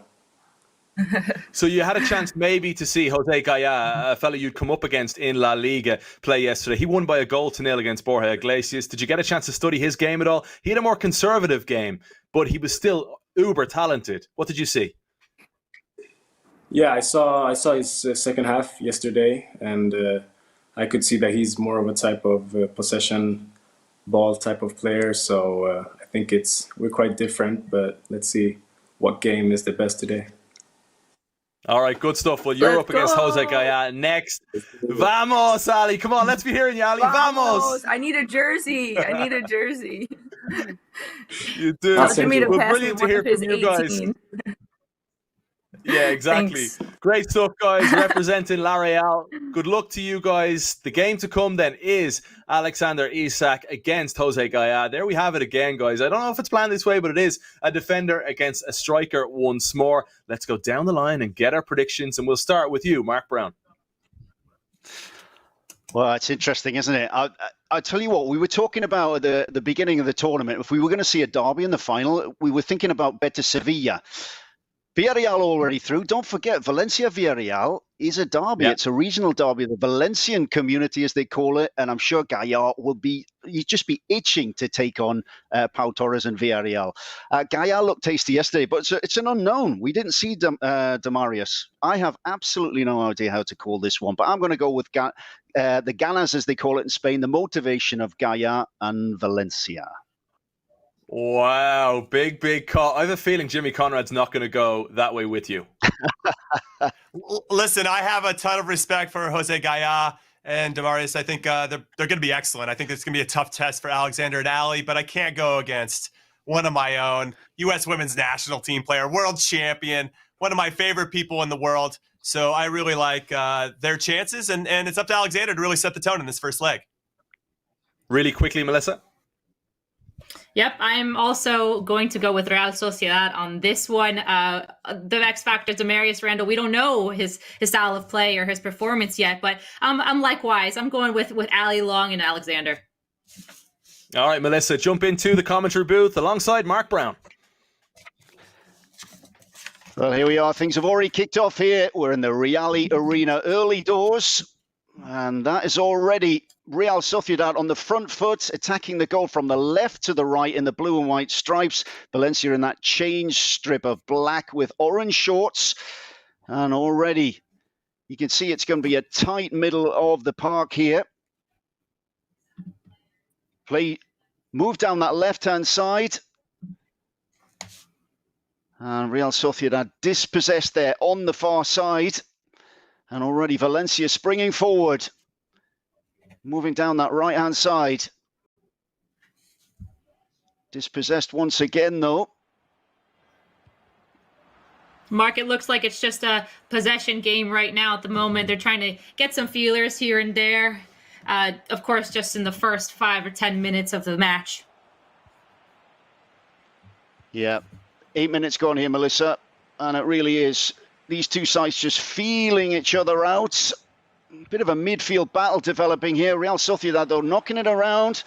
It was Isaac touching it. Isaac through the middle, goes on to that left foot. And that is good defence there. But Valencia have given it away again. The ball put into the middle. And Jaume takes, rolls it out from the back. We saw Gaia yesterday just trying to steady the ship. A lot of that Valencia play coming through. Parejo here is again the Valencia captain. That looks to be the way Gaia's going to set this out again, Melissa. Absolutely. I mean, the way that Gaia is playing, it's a bit more defensive right now. We haven't really seen him on his attacking side of the field at the moment. But for Alexander Isaac, we are seeing him giving a little bit more pressure towards the attacking third, but we haven't seen anything opportunistic to this point. Yeah, we're seeing a good press here from Real Sociedad as well. Alexander Isaac just establishing a high midfield line there, just pushing Valencia, trying to push them back. But Gaia's broke through here with his Valencia team. There's the ball down the channel. Space to run into. Great covering from that back line. And here come Real Sociedad again. Again, it's given away cheaply, though. Good 1-2 football on the edge of the area. Great turn 2 onto the left foot. Early ball put across the middle. Ramiro takes.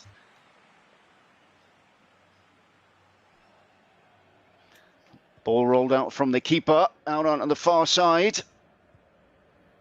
And work through the middle here from Real Sociedad. But again, there's no way through. They can't keep the ball for more than 2 or 3 passes here. And Valencia pressing ever so well. Winning the ball back.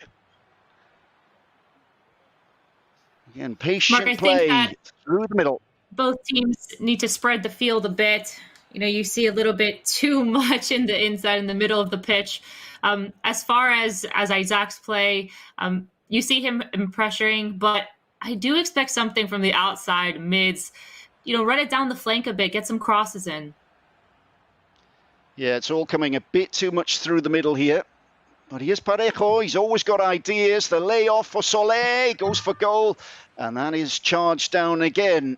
Suddenly it's Real Sociedad coming forward. Isaac with Isaac. Looks like William José is on that far side. No way through for him, though. Defense is on top at the moment in the Real Arena. Half of the halfway point of the period in this first half. 0-0 here it is. In this first leg of the second semi-final, who will go forward to play Villarreal here in the Kick COVID-19 FIFA20 tournament? Valencia on the ball once again. Blazing sunshine in the Basque Country. And the ball stretching just to field out once again. That final third, though, is the problem for both sides at the moment. Let's see what the Basques can do. Great ball in field, worked across to Isak, the 1-2. Isak again, twisting and turning. And again, it's interesting, Melissa, these two defenders are reading the through balls. Absolutely, they are. You know, it's funny to see this, how real life is coming into the FIFA game virtually. Now, it's also good to point out that both teams have been feeling each other defensively, but now we're seeing a bit more of an offensive side, an attacking scheme. And this is what we like to see. Although it's taken about 30 to 40 minutes into the match, we're happy to see this. Well, here's Isak, and there it is, here's the opener. Just as you were saying it, Melissa, that was a great move. It was a counter-attack, really. Isak's broken through. Isak absolutely delighted. Look at him punch in the air. And Real Sociedad take control in the Real Arena. Absolutely, that was a great finish.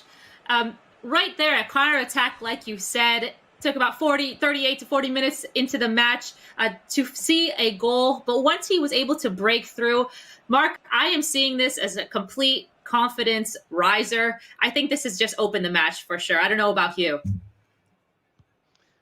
Yeah, we'll see. Just coming up to half-time as well. Important goal. And Gaillard's got to come out, maybe change his tactics. He was talking about being pragmatic, but he needs really to set his partner up to Marius Randall here with something to play for in this second leg. We know how good. What can Gaillard do? He's coming up to half-time. Time's running out. He's gone for a long shot, and it's just wide. Yeah, just whizzes past the post from Gameiro. It was a close one. That was a close one. As we see, I mean, maybe I spoke too soon. I said this would be a huge confidence booster for Alexander, but Jose is pressing. He's really pressing offensively, giving those combination passes as well, the supporting runs. We're going to see a little bit more from him. I think second half is going to be quite the game changer. Yeah, that goal, it hasn't really changed his demeanour, has it? He's sitting there cool as you like in that chair. He's really in the zone, just like he was last night. Good shot from distance from his side. Just coming up to half-time. There is the whistle then. It's 1-0.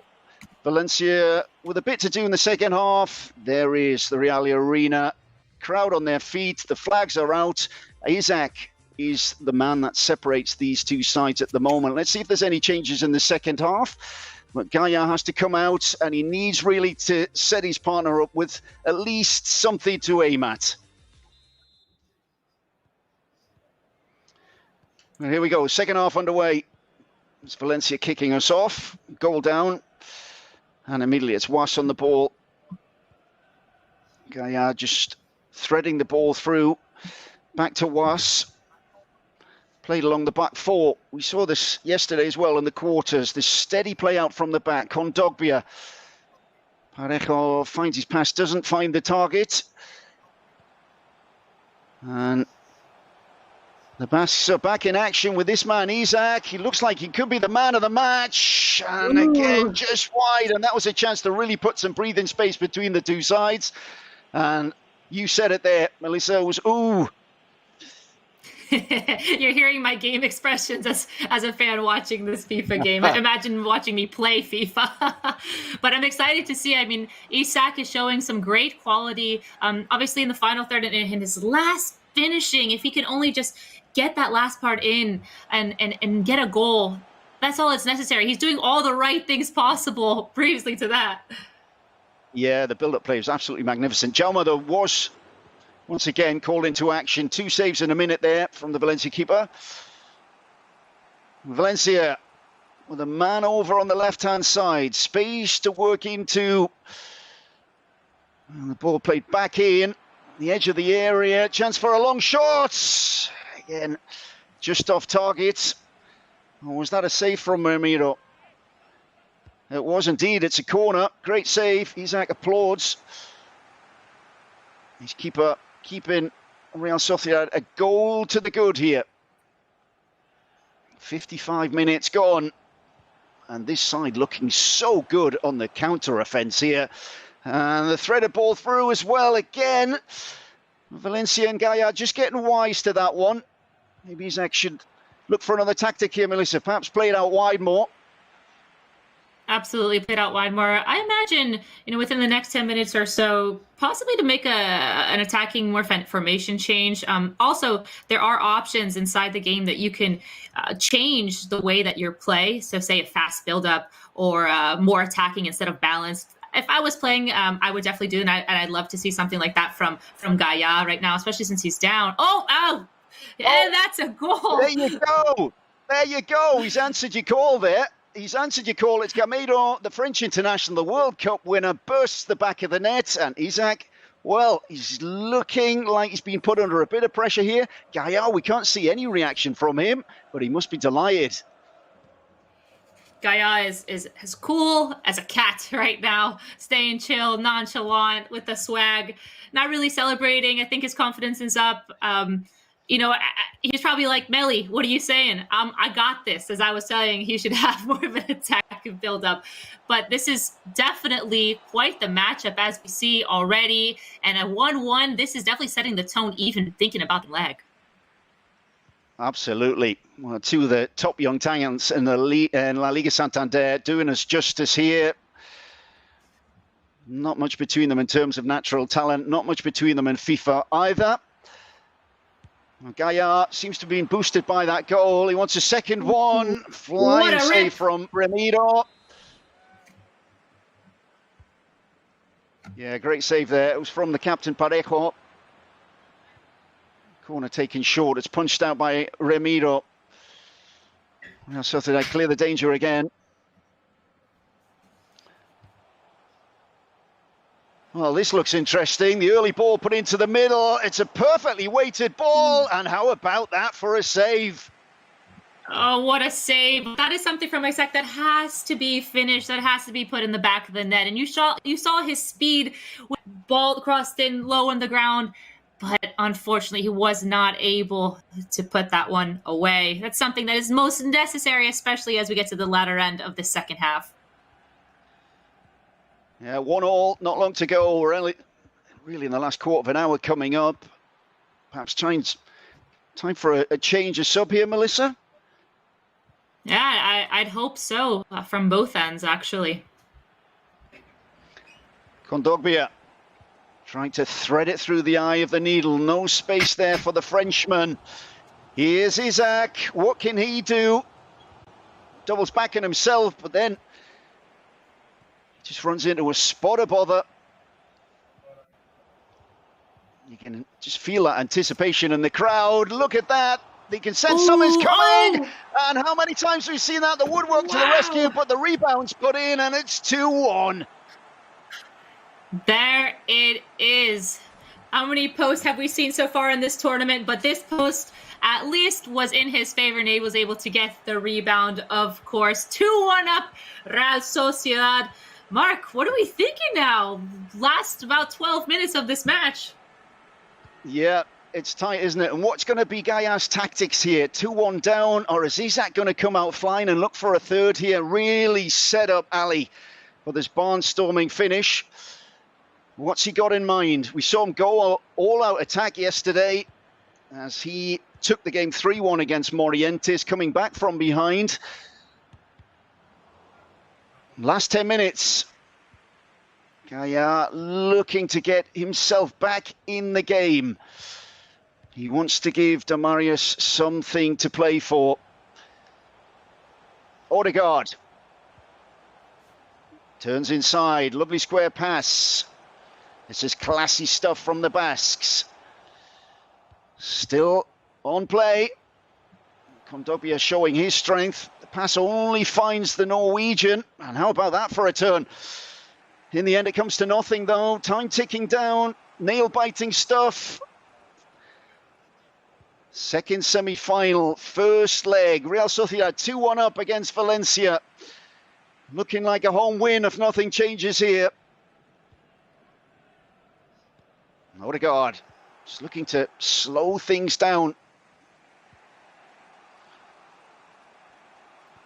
Valencia have still got time. Just try and carve out that one clear-cut chance. Can Gaia do it here? Short ball inside. Good turn. There's the plan. It's the ball into the channel. And Alexander Isak had read that to perfection.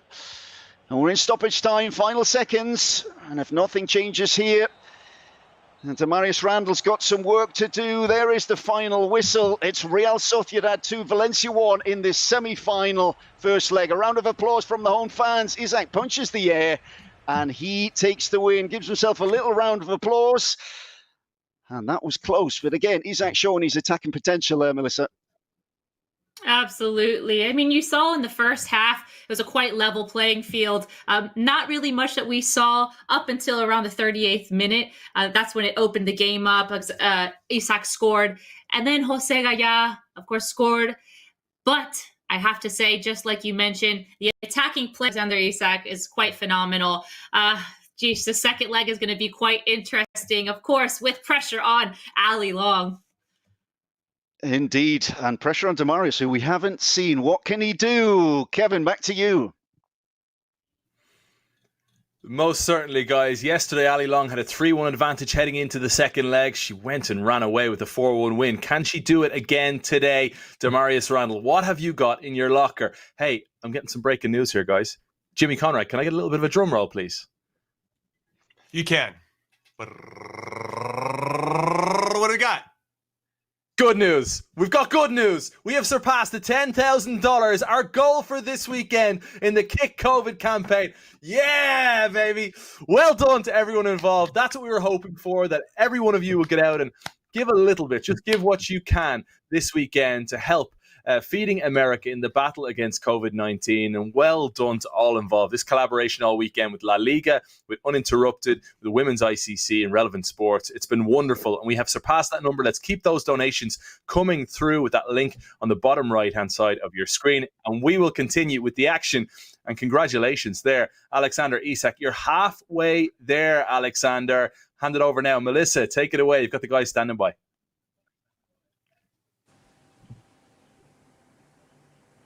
Thank you, Kevin. Hi, guys. How are you, Jose? ¿Cómo estás? ¿Qué partido que jugaron? Opinión del partido fue, o sea, el primer partido no había muchas oportunidades, pero en el segundo tiempo, ¿qué piensas? Sí, bueno, ha sido un partido bastante disputado. La primera parte sí que es verdad que no han habido ocasiones. Él me ha tirado una vez y me ha marcado un gol. Y en la segunda sí que es verdad que se ha abierto un poco todo y bueno, yo creo que ha estado muy igualado. Un fallo yo que he tenido ahí al final, pues me ha costado el partido, pero bueno, yo creo que he jugado bastante bien y bueno, no era fácil porque Isa creo que, bueno, se ha demostrado que he jugado bastante bien y aunque he perdido me voy contento. I also say it was a close game. You know, the first half we didn't see very many opportunities, but in the second half it was quite open, and we saw many more chances and build-up plays. What did he think of the game, and especially the second half? And he said it was a very close game, a very level. That Isak is a great FIFA player as well, of course. And he said that you know, he wanted to try to score a goal, but you know, he gives it up to Isak for that well played game. Okay, and then Alexander, question for you. How long did it take you to realize that Jose was a little bit better than Fernando Morientes from yesterday? No, I actually I had that feeling from before, but you know, I think he has a really good defense, and that's was the problem. And yeah, you know, I play fast forward and I get my chances. Today I missed like pretty much, but still I managed to score 2. And defensively, I think he plays a lot with ball possession, and I think that's pretty frustrating when you defend. So like after a while you slip and you make mistakes, easy mistakes. So that was the hard part. But yeah, I think it was a tough game, and luckily I could win it. But I think he did a great job. Now that's 2 games in a row that you've really turned it on in the second half. Are you doing anything different tactically when you're in halftime? Nah, I think maybe that's just stamina. Gotcha.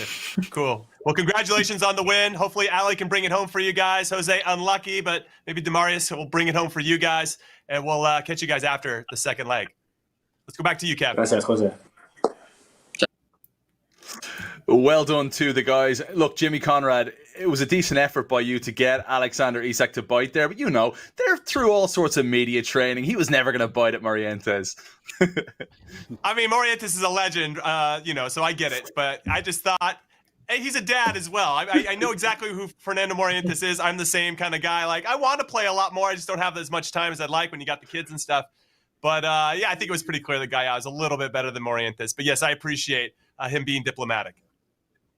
Yeah, those guys are smooth, I'm telling you. It's hard to catch them. All right, we have got a major game coming up. It is the second leg of the semi-final. Damarius Randall, NFL star, up against a world champion in Ali Long. Ali Long has a 2-1 advantage from that first game, with Isak getting the win. Predictions, please. Let's start with Melissa Ortiz.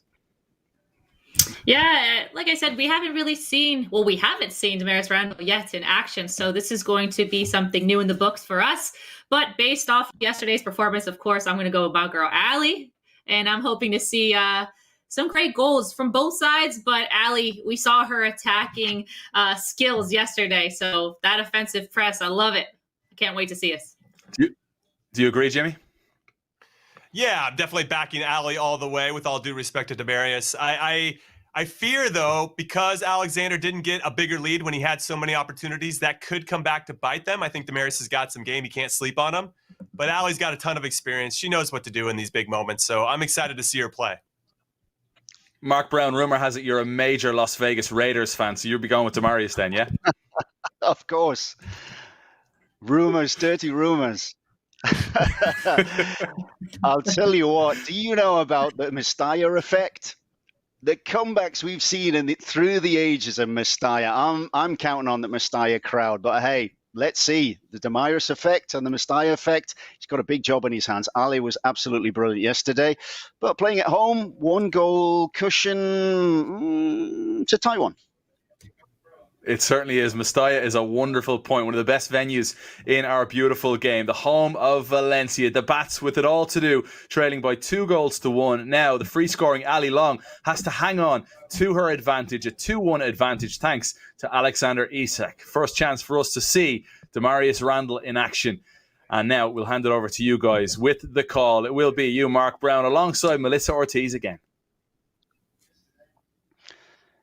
Well, here we go. All to play for, a place in the final against Villarreal at stake. It's Ali Long against Damarius Randall, the unknown against really the super player from yesterday. And what's going to happen here? Well, we've got an unknown against a superstar here, Melissa. Absolutely. Yesterday we saw from Ali Long her confidence in her game. She was able to transition really well. Her build-up play was phenomenal. There were points where, even her finishing skills were absolutely tremendous. So I'm expecting a really great play, and just a game, just like you said, we haven't seen yet from Damarius anything. So I'm excited to see his play. We cannot underestimate it whatsoever. And I know we're going to see great things, just like we've seen from the rest of the uninterrupted talent. Yeah, and we saw also with Ali, we saw that midfield brain, perhaps, the way she just ran the clock down, the way she ran the field there from the middle of the park. She's defensively strong. She was strong up front, and everything we expected her to be, really. Absolutely. Look at getting in the practice in that pre-practice. We're going to see definitely some 1v1s, I think, right there. Ooh, look at that shot, upper 90 with the curve. Already seeing some technique. Let's see what we got. Well, here we go. Here's Mestalla. There's Jaume looking up at the gods. What can his team do? Can Damarius get the home fans back into this game? Valencia in the second leg, playing at home, of course, in the white. Real Sociedad in that change strip of turquoise. Valencia straight into it on the attacking front foot here. Looking for the first chance of the game. It almost comes through there to Rodrigo. In the end, it's played back to Ramiro. Who gives it to Thaldu, promptly loses it again. Real Sociedad won't be looking for this. They don't want to be conceding an early goal, and Rodrigo's almost in the tie. It's great to see some already offensive action early off in the game, especially with Valencia. Now, Mark, it's funny because Demarius has said recently that he's getting tired of playing video games. So I imagine he's been playing FIFA a lot lately. And he also did mention, and I mentioned this yesterday, that while he was at ASU, he used to on his matches, his FIFA matches, 50 push-ups for every match that he lost. So this is something that I wonder if we're going to see today or not. Oh, that's an interesting stat there. But I tell you what, Ali Long here is building up from the back, much as we saw yesterday, but it's offside. Garay had just stepped up.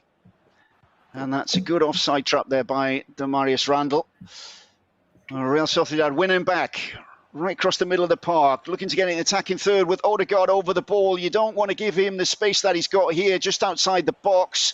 He's laid it off on the right-hand side to Januzaj. Some great attacking young talent on show there. Januzaj, well, caught in two minds there. Was it a shot? Was it a cross? He looks very disappointed with his effort there. A chance for Valencia to get back on the ball, but they've lost out again. Ali just starting to find a rhythm here, much like we saw yesterday.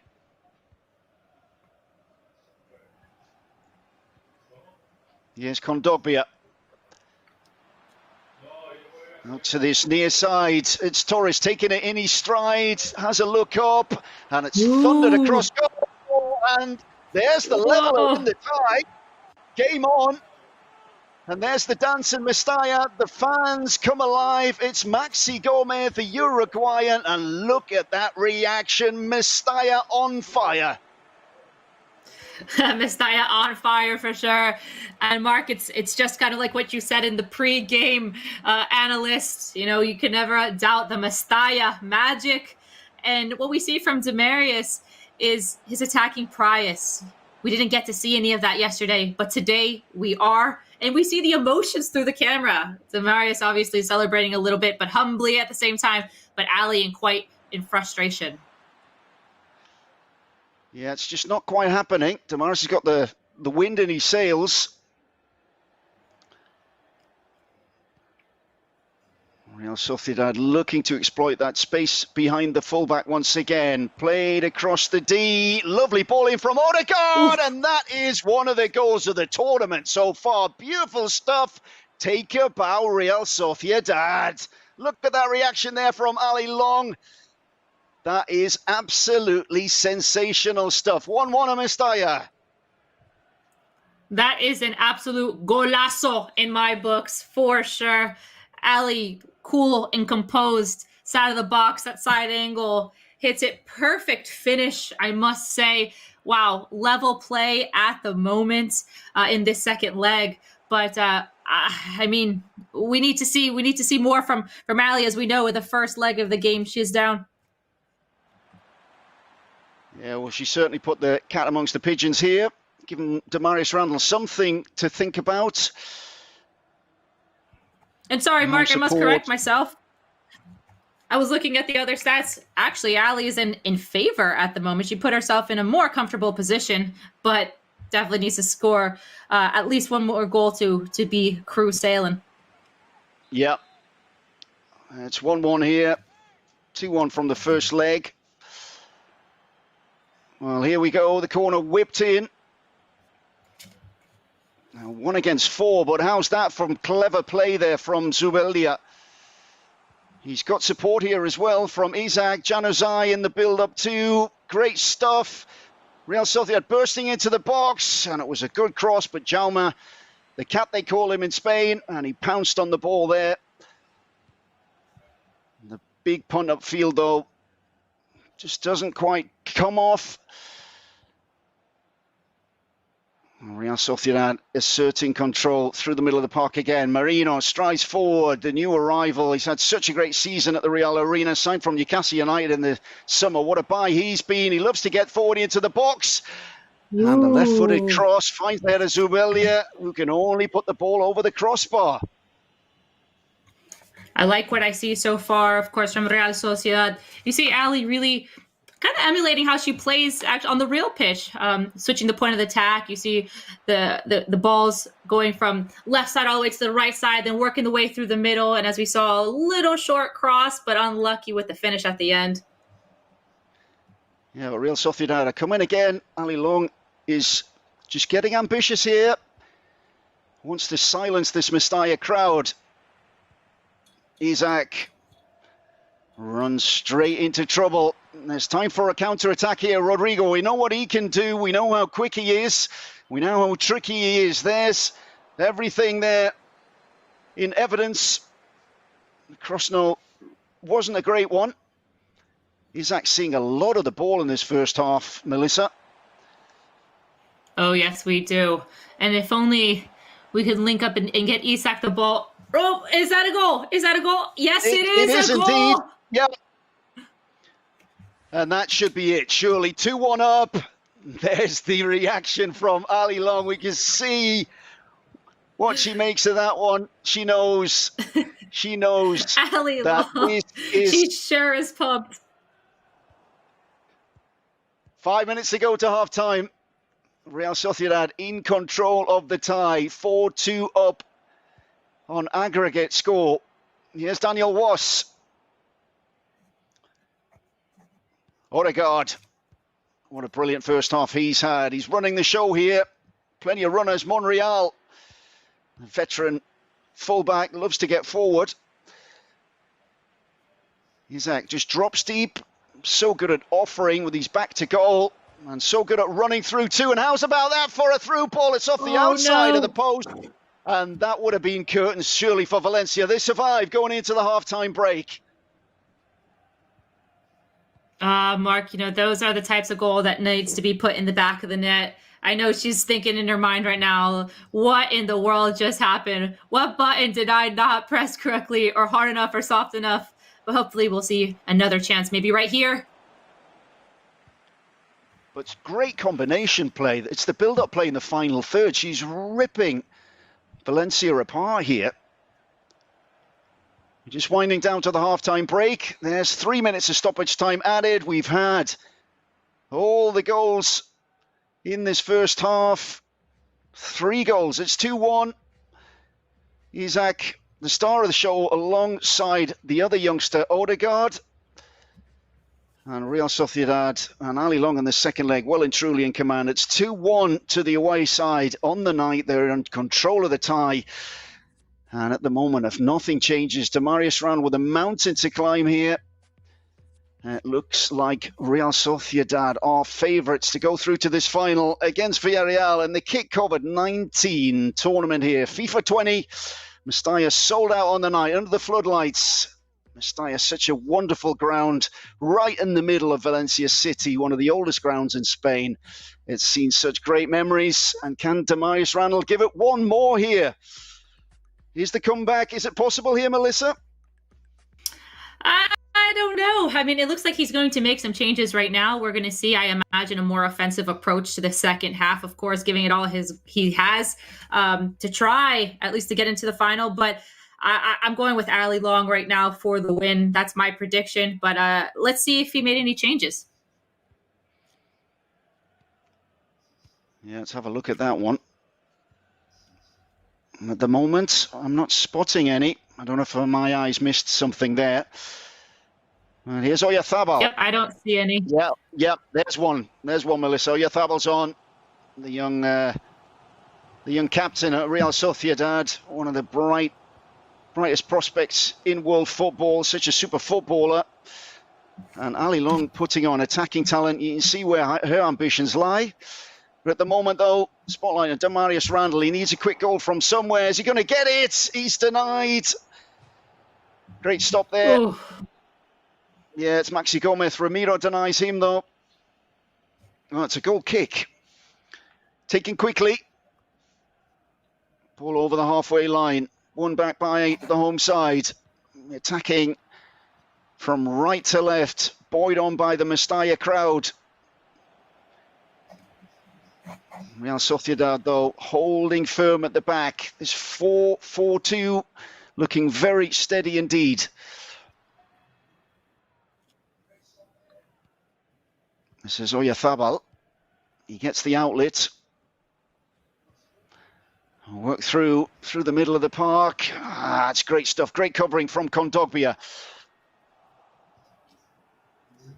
Again, there's just no way through this back line at Real Sociedad, marshalled to the max by Ali Long and holding steady as a rock at the moment. We're coming up to the hour point. Real Sociedad in control with Odegaard. How about that for a cute through ball? Isaac so quick to pounce onto it. It looks like it's a one-on-one here for Oyarzabal. He's cut back in the end, and they miss a chance there, Melissa. Yes, absolutely. Now I've seen it looks like Demarius, he's probably changed the setting to a high pressure. You see his defense really trying to get the ball back as soon as they lose possession. But Ali Long, she's able to do two quick passes right away, give and goes, and open the space for that counterattack that we just saw as well. Okay, we got a set piece here. Parejo, one of the best set piece merchants in La Liga Santander. He's gone for goal. He's went for that near post. Ramiro had read it well. Relatively easy take at his near post.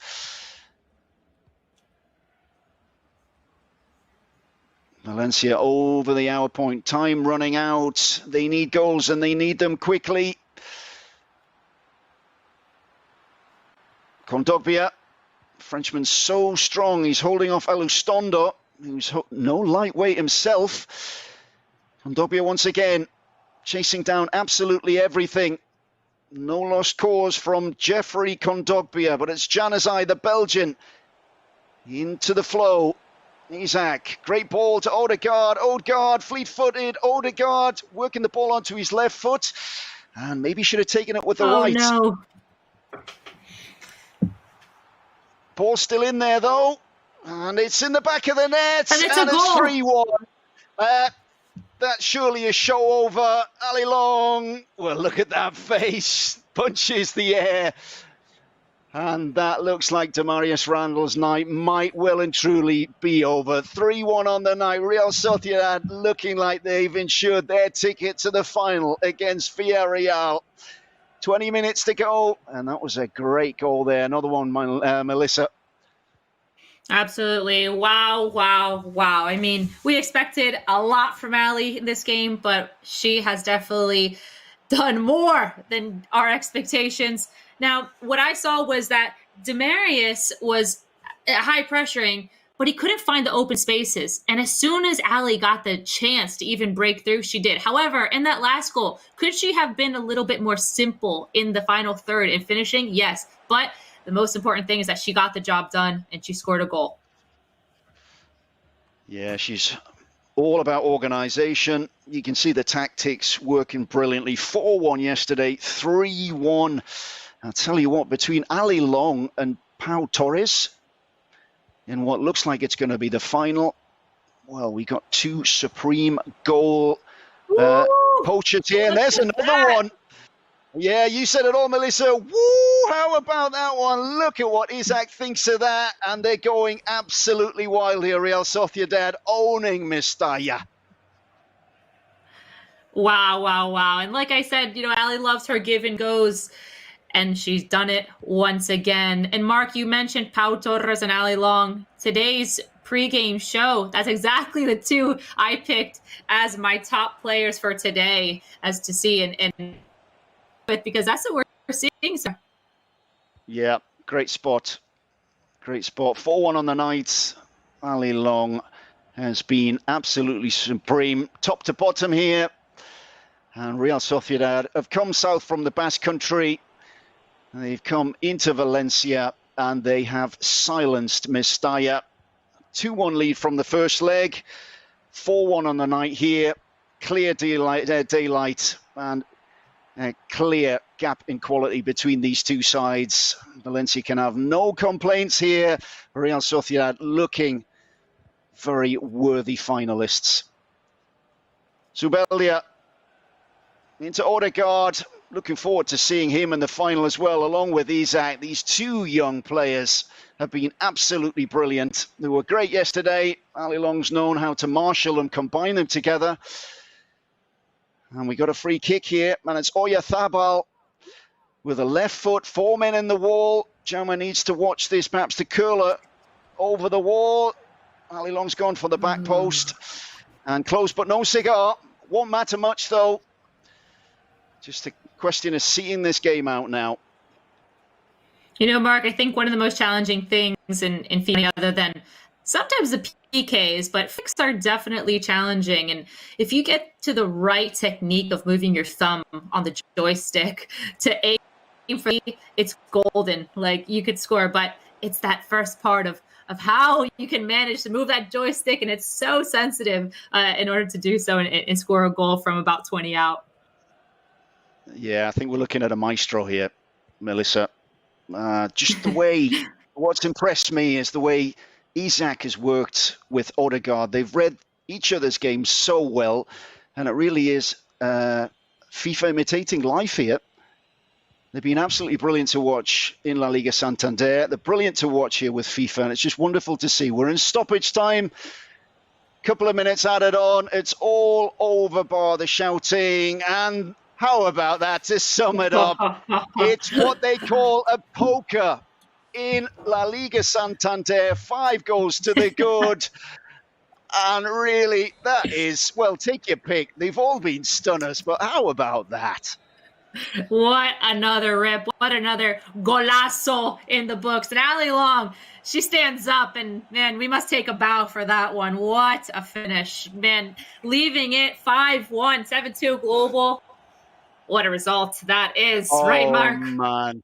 Yeah, she's laid down a marker for the final. Pau Torres will be looking at that and thinking, whoa, I might even need to up my game a little bit as well. But the 2 top scorers from the tournament so far, their 2 teams are going to go head-to-head.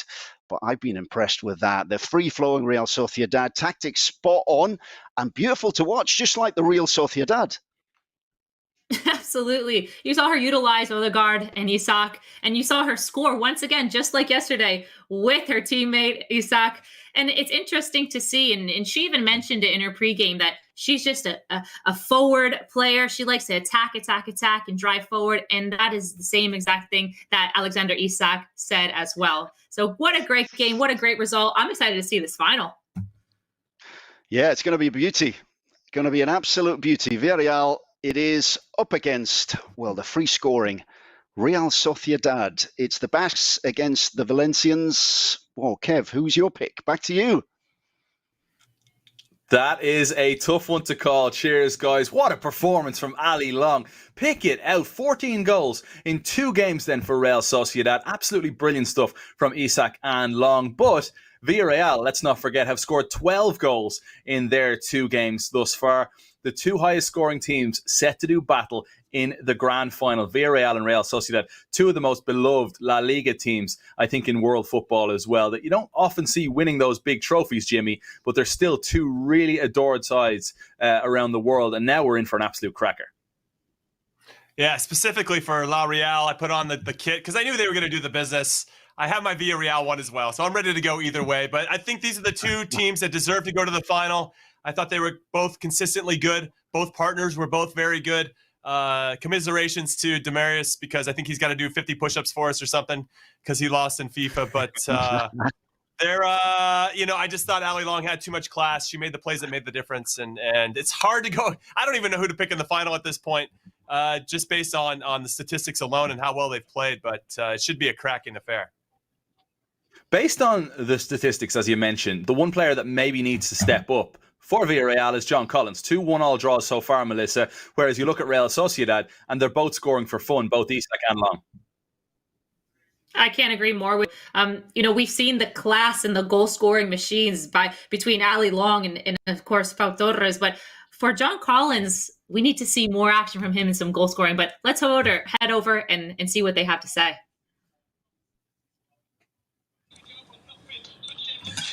What's up, guys?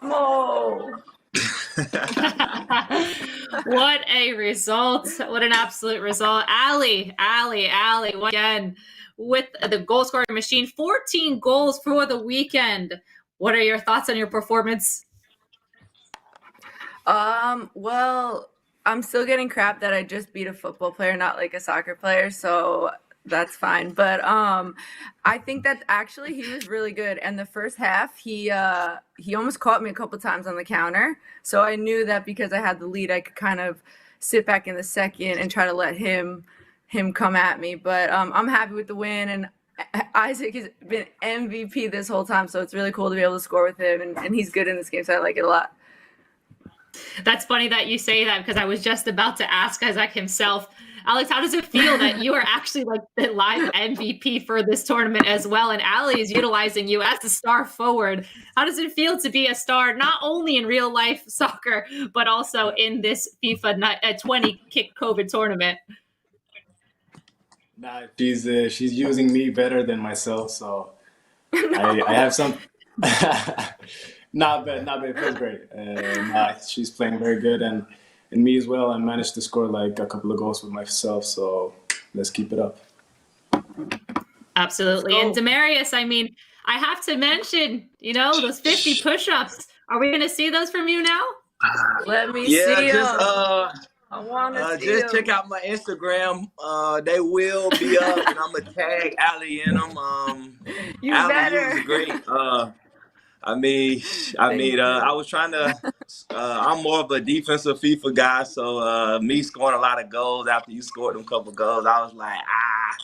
But yeah, you was definitely talented in FIFA. Definitely enjoyed playing against you, and go and win it. Thanks. I appreciate it. I want to see those 50. All 50. I got So you. just like Ali says, we are definitely expecting to see those 50 on Instagram. Make sure you tag her, you tag everybody, and of course, help the donations for this COVID-19 response fund. Now over to Jose. Algunas palabras para los fans para apoyar esta gran iniciativa del COVID-19. Sí, claro. Lo importante no es el torneo, sino lo importante está claro que es toda esa recaudación y toda esa donación para ayudar en estos momentos tan difíciles. Y bueno, ojalá que todos puedan salir de esta situación lo antes posible y podamos ayudar en esta gran causa como es la de donar. Perfect. I had asked Jose any final words, of course, for the fans and everybody that's watching in regards to this Feeding America initiative and the donations. And he says, absolutely, that is the major cause of this. That is the reason why we are putting this tournament together for the weekend. And as long as we are together in this and raise funds and also stay safe, and hopefully we can come back to the normalities of life soon. So thank you very much. Muchas gracias, Jose. To you guys, thank you for participating. Demarius as well, and as for Alex and Ali, on to the final. Vamos. Chao. Mucha suerte. Bye. Ciao. See you. Good luck. Job, you guys. Thank you. Wow, excellent performances then from everybody involved. Thank you so much to Jose Gaya and Demarius Randall as well. Valiant effort, but it is Real Sociedad that advanced to the final to take on Villarreal. Oh, wow, look at that matchup. Pau Torres to take on Alexander Isak. And then you've got John Collins against Ali Long. Who can take it all? The final matchup. The final four players left in this tournament, guys. And I must say, we'll have a chance. Melissa Ortiz jumping in and out of English and Spanish in the interviews. Bravo. Absolutely brilliant. Well done to you. Because it's wonderful to hear from the LaLiga stars at this opportunity and to get good insight out of someone like Jose Gaya. So well done to you, and thank you for all your brilliant work in this broadcast so far. But guys, are we excited? I appreciate that, Kev. We've got a big one coming up here. Jimmy Conrad, I know the appetite, it's there for this big final. And I'm looking at this game between Alexander Isak, who we know is very good, but he's up against maybe the all-star in this whole thing so far. And Ali Long hasn't gone into a game trailing yet. So the dynamic here with this first game between Pau Torres and Isak is thrilling, really. Yeah, it seems like an unstoppable force meeting an immovable object. I can't say that very well, but what I find interesting, some of the dynamics, Alexander likes to bomb forward. He likes to commit numbers. He likes to go. Pau Torres likes to score a lot of goals too, so that could be a high-scoring affair. On the flip side, John Collins hasn't scored a lot of goals, but defensively, he is very sound. He's only given up 2 in his 2 matches. Ali Long, obviously for me, the real MVP in all this, with all due respect to Pau Torres. She's been super impressive, and I wonder what it's going to look like for her if she gets stifled defensively. So there's a couple little storylines and narratives that I think we can pick apart here that should be really fun to watch. So far, the top scorer in the tournament is Pau Torres. He has 10 goals, 6 yesterday, 4 today so far. Ali Long just behind Pau Torres with 9 goals, with 5 goals today and 4 yesterday. Mark Brown, this is where we bid farewell to you, Mark, but you were absolutely brilliant on this broadcast, and you've had fun doing it too. It's been absolutely wonderful. Yeah, likewise. You're brilliant, guys. Brilliant cause, brilliant team. And I think we got a well-deserved final. It's going to be absolutely brilliant. In La Liga Santander, in real life, these are two of the top teams to watch. Both of them play brilliant football. They both play brilliant football in FIFA. And the players here giving the two sides, a brilliant final. And I'm going to be watching. Can't predict Excellent it, though. Commentator on... No, we can't predict it, that's for sure. Mark, you're a rock star on La Liga commentaries and all your work with La Liga TV. Thank you so much. Phil Shane is going to jump back in final. Mark, cheers to you. Guys, we've got a big one coming up next here on the Kick COVID-19 broadcast. It is Villarreal taking on Real Sociedad, the final to come. Don't go anywhere.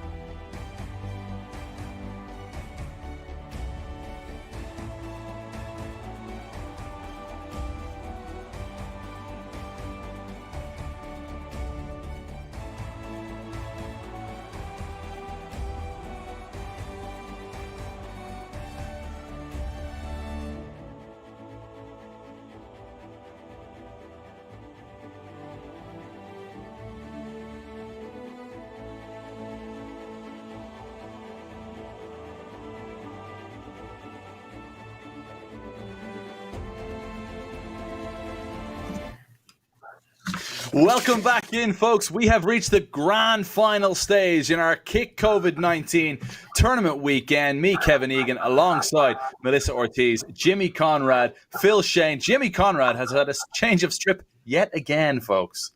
Love it. I just want to make sure you're paying attention, Kev. I've got a lot of LaLiga jerseys. I love the league. It's the best league in the world. So I got a lot of them. That's all I'm going to say. And you're showing a lot of love right now to Alvaro Morata and to Chad Ochocinco. Knocked out a little bit earlier on by Villarreal. Villarreal, the Yellow Submarines, in the grand final now with Pau Torres and John Collins doing the business. They will face Real Sociedad in the big final. Real Sociedad scoring for fun right now with, 14 goals, 7 in each game, with Ali Long banging them in alongside Alexander Isak. Looking forward to this one. Phil Shane, great to have you back in the commentary booth. All set for the big final. This is bigger than any Classico you've ever had, Phil. It would be up there, and maybe one of the higher scoring ones too. Although, look at the other side. This is going to be really interesting because you talk about Pau Torres and how he's run away in the first legs and how Ali Long has just blown the door off in the second legs. So I think that puts the pressure on Alexander Isak and John Collins. The one advantage that might be for Real Sociedad, though, is say they balance each other out, it's going to be Ali Long in the seat. So I think maybe that puts a little bit more pressure on Pau in the first leg. That's a great point. And when it comes to the golden boot or the golden shoe in this competition so far, you've got Pau Torres on 10 goals, Ali Long chasing him on goals. And then you look down the list, Alex Isak has 5, and John Collins maybe needs to step it up here a little bit, Melissa. He's sitting on 2. That is right. My fellow Cardinal Newman alum definitely needs to, in fact, step it up. You know, starting from the get-go with the tie against Lisa Zamuch, the freestyler, of course, who played a great game. John Collins, I think the pressure's final round. We've seen so much from the other 3 players that I think he a little bit has to draw that strap for the victory. And guess what, guys? I mean, we saw it from DeAndre Hopkins in the first. So I got my party hat. I brought the party to the game. It's hard to put it on with headphones on, but I'm ready. Oh, it suits you. It suits you. Hey, Jimmy, this is kind of the final that we really dreamed of, isn't it? When we saw all teams play yesterday, I think this was the one that we highlighted and said, if we could get a Villarreal Real Sociedad final with these stars on show, this is the juicy matchup. Yeah, for sure. I mean, I think the cream rises to the top in a lot of different things, and they've shown their quality and class throughout this competition. So I really feel like he knows that defense wins championships, and that's how he plays it. He plays defense first, and he looks to hit you on the counters with the through balls. If Ali's been paying attention and can somehow figure out how to defend those through balls, she puts herself in a good position. But yeah, this is going to be an exciting affair. I don't have a hat, and I don't have a onesie, but I do have a lot of LaLiga jerseys to show my excitement. So I'm very excited for this final. And by the way, we still have about 1 more hour to go, Kevin. 1 more hour to go for people to donate. So hopefully they're entertained. Hopefully they're enjoying themselves. Hopefully they're learning a few more R3 tricks. But we still have that donation button that's live, so keep the money coming in. That's it. Keep it coming in down the bottom right-hand side of your screen. Wonderful to surpass the $10,000 mark, but keep it going if we can. All in that battle against COVID-19. We are raising money for Feeding America. I'm proud to be doing so. And Phil Shane, looking at this one, Ali Long, I think she's been quite humble in a lot of ways. Yes, she's shouting Vamos and she's getting animated and into the games, but very humble when we compliment her. And she's the one saying that, well, I don't want to trail, so Alexander Isak, if you can keep going first, that'd be great, and keep doing me a favor like you're doing. But she doesn't need any help right now. Ali Long is phenomenal at FIFA, and she's blowing her opponents away so far. Well, and it's not even the humble brag. There's a little bit of bragging in there, but you also have to remember, and Melissa, you faced this as well. This is one of the federation, and it's more than just women's game. I mean, earlier on in her career, she was known for like sneaking into gyms, into men's futsal leagues with money on the line and coming out as one of the MVPs. Just going up against the guys, and she's proving it again here.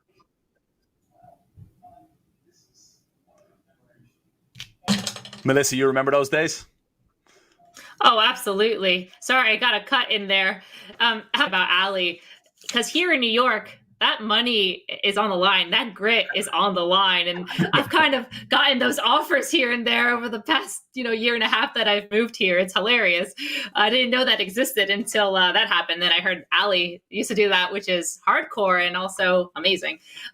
But as to speak about that, I mentioned this yesterday. There's not many women FIFA players, there are, but not as many that needs to be out there in the public as well. And for her to do this, it's really a great motivation for young girls also to start getting involved into gaming. And the fact that she's made it to the final and she's absolutely bossed these games is awesome. And it also makes me, I tweeted her earlier, I'm like, yo, when are we getting a matchup against each other? I'm ready. But I think all in all, this is a great initiative as well to start to get girls more involved into the gaming side of things. Well Melissa, said. And Jimmy, know that we haven't really seen it. Hold on. I got to jump in there with Melissa.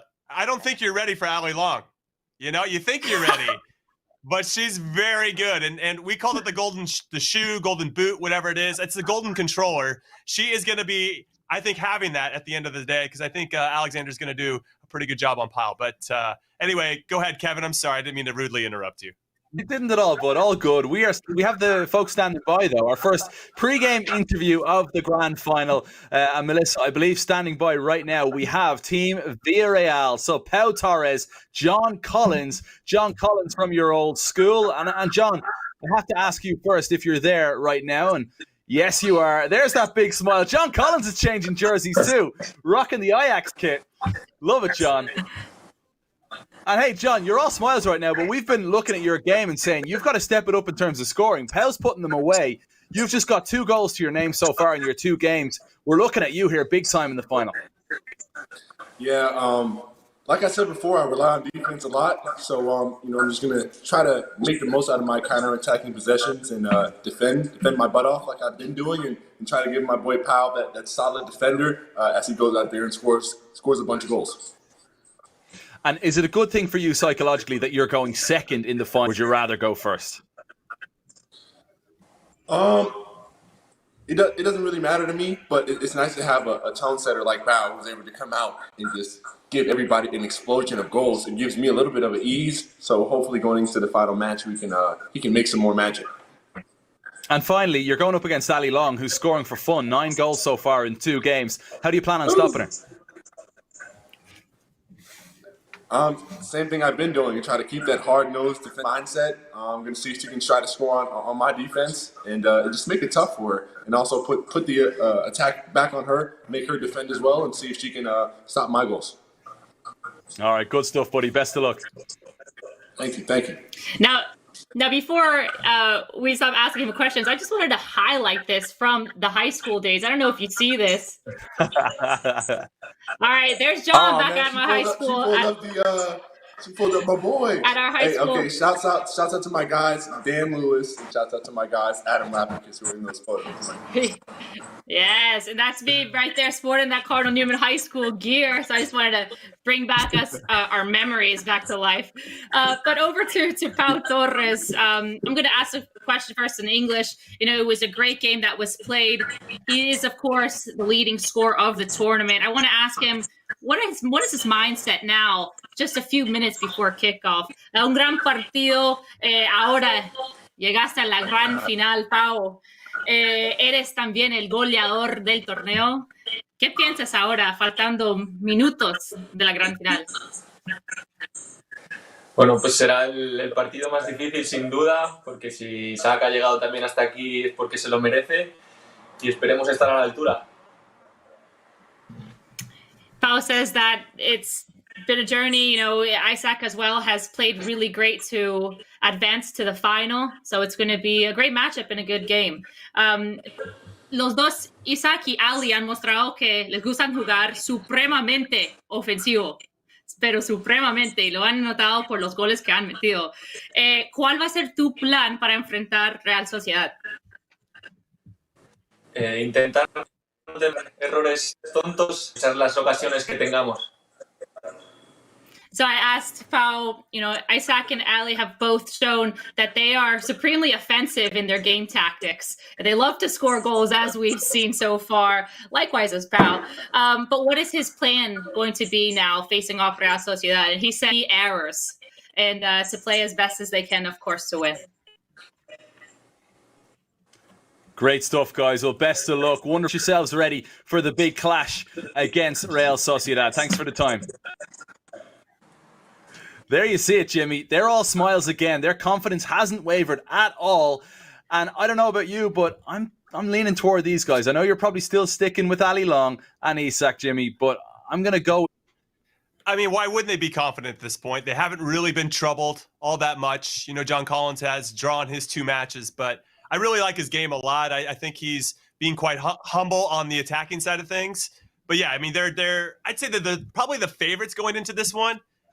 But I got to go with Ali Long. I know you didn't ask for a prediction, but I'm still giving it to you. And Melissa, Ali Long goes all out attack. And John Collins said there that he's a defensive guy. He's got attack. And let's see what Ali has to say as to whether she can get past him.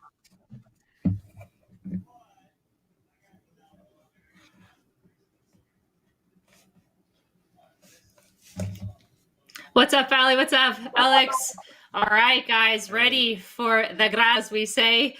Ali, so we've obviously seen a ton of goals from you so far, but your opponent is John Collins, and he one as efficient on the goal-scoring side, and he relies on his defensive strength, as he said, throughout this whole entire tournament. So for you, what will be your tactic now facing off against Villarreal? Just be patient. I think that the game will open up. I think that hopefully I can get a goal in early, and then he'll have to come out of that attack, that defensive block. Sorry, but I respect his Ajax jersey. So if he has an Ajax jersey, Frankie De Jong is one of my favorite players. So I respect that he came from there. So and Ajax, of course, the program. So I respect him already. Let's go. Love it. So during the game, we obviously, through the camera, see your emotions and see your goal-scoring celebrations. Previously, in one of the Atletico Madrid matchups, Alvaro Morata scored a goal, and he did his own goal celebration that his player did in the virtual game. He did it in the camera. Are we going to see that from you today? Are there any goal celebrations in your book? I don't know. We'll see. Alex has been the leading goal scorer, so I'm not sure what his favorite move is to do when he scores. What is it, you guys Alex? are going to have to chat about it. Yeah. Nah, I don't know. What do you do when you score? I don't have a special celebration. Like, I have to come up with something, but you just touch any button and let's see what happens. Alex, this is going to add millions and millions and millions to your brand. You got to figure something out, bud. Yeah. Hopefully I have some time to figure that out, but I need to do that, Yeah. I like his quick one for you, Alex. Quiet. Yeah, exactly. Mr. Unassuming over there, Isak. And hey, Alex, you're going up against Pau Torres now, who's scoring for fun.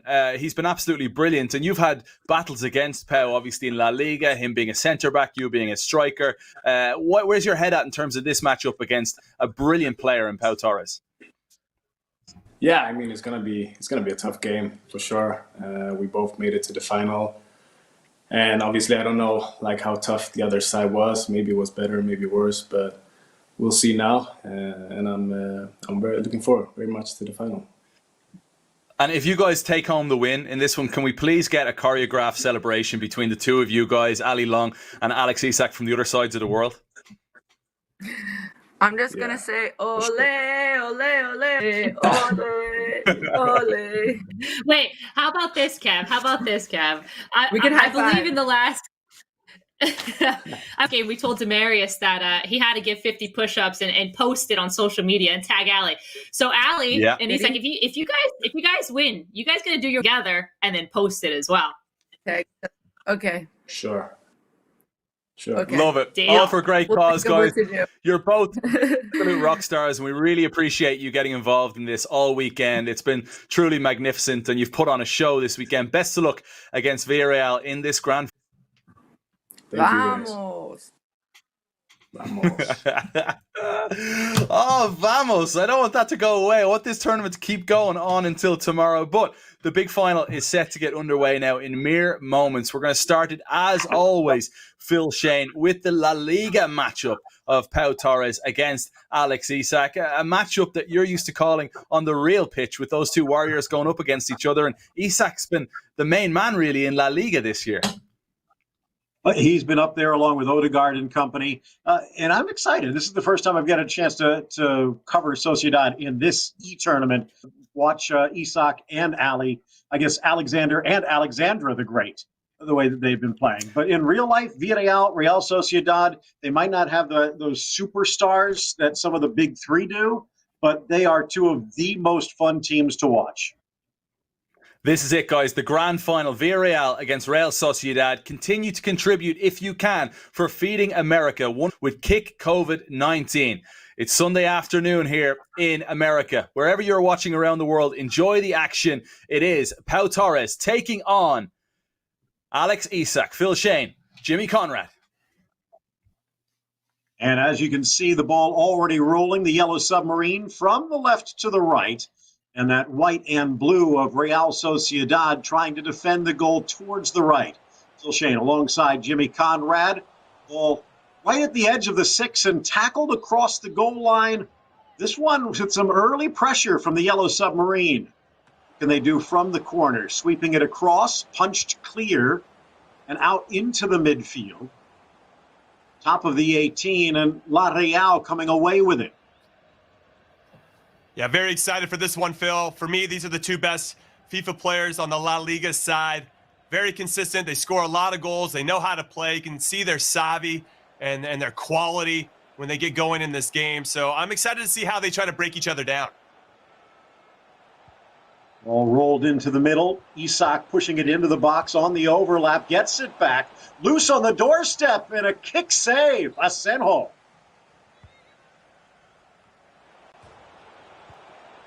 And that one bouncing through and just trickles across. They couldn't get the goal on the first, but on the corner, they will not be denied. Wow. The first time that Pau Torres has been down in his 3 matches. Bit unlucky there. It's tough luck to give up a goal on a corner. But nice signal of intent from Alexander, who is showing that he's not going to slow down just because he's playing a pretty good opponent. And I don't know if you'd call him a poor man's Diego Costa, but William José finding his scoring touch, thanks to Alex Isak. Now, down into this near side, Villarreal. Pau Torres trying to find an equalizer, but dispossessed.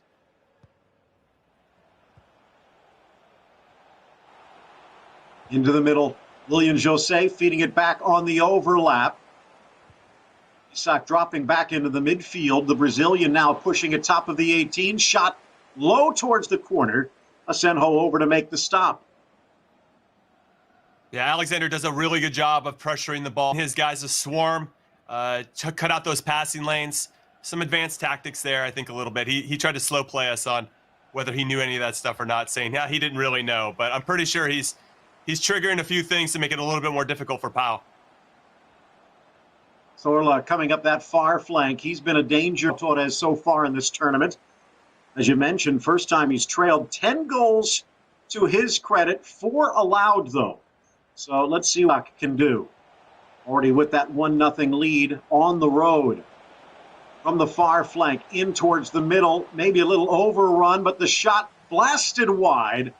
Just denied William José. Ontiveros now from the corner.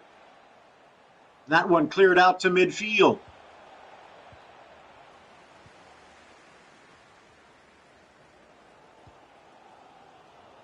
On the break, Villarreal.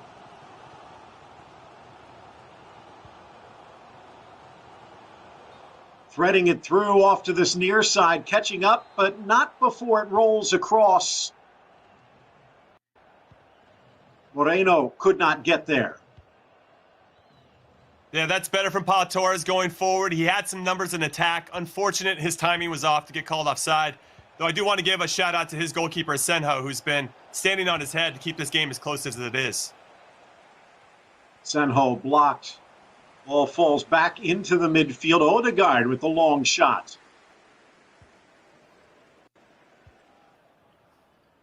Well, earlier on, Jimmy, we were talking about how second leg with John Collins against Ali Long might be a test. But as you pointed out, this is the first time that Pau Torres has been put to the test.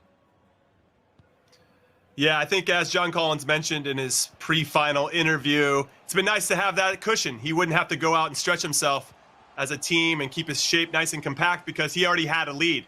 Now, he's only scored 2 goals in 2 games, so that's a little bit worrying. So it's going to be pretty important for Pau to give him another lead so that he can try to hold on to it. Good ball through. William Jose on the pass from Isak. And a brace by the Brazilian.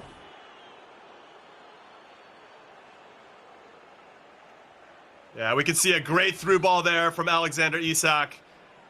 Does very, very well. Another goal for William Jose.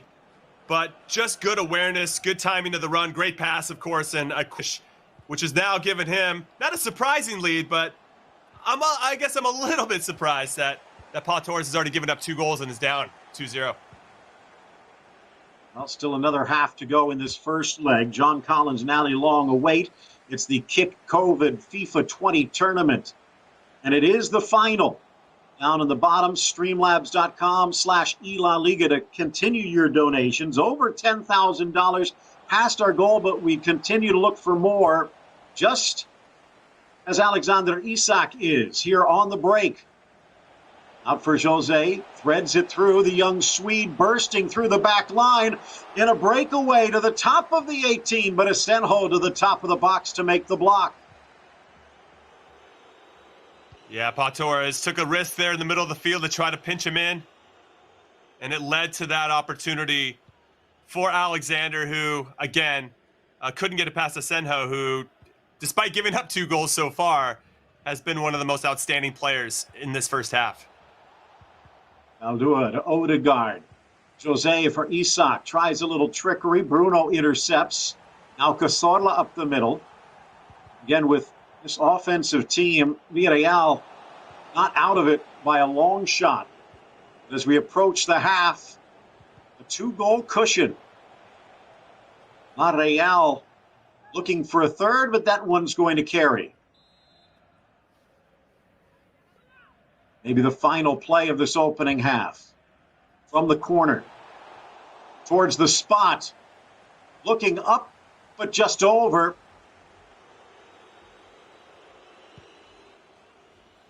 We've seen a lot of goals scored right before halftime throughout this tournament. This would be an excellent time for Pau to get back into this game and put a little bit of pressure on Alexander. Tracking back, Monreal has found a new lease on life back in the Basque country. Marino, the former Magpie. Across midfield, looking, feeding Isak. Knocked back into the midfield. William Jose now through. Good cover, and back to Asenjo. And that is going to do it for the first leg of this. 7 you can look shots at the to stats none. right there. I know. 0 shots for somebody who scored more goals than anybody else in this tournament, Phil. That is very surprising and a testament to how good Alexander is. But of the 10 goals that Pau has scored so far, the majority of them have been in the second. He makes any changes to his tactics or formation to try to get back into this without necessarily creating any gaps that Alexander can take advantage of.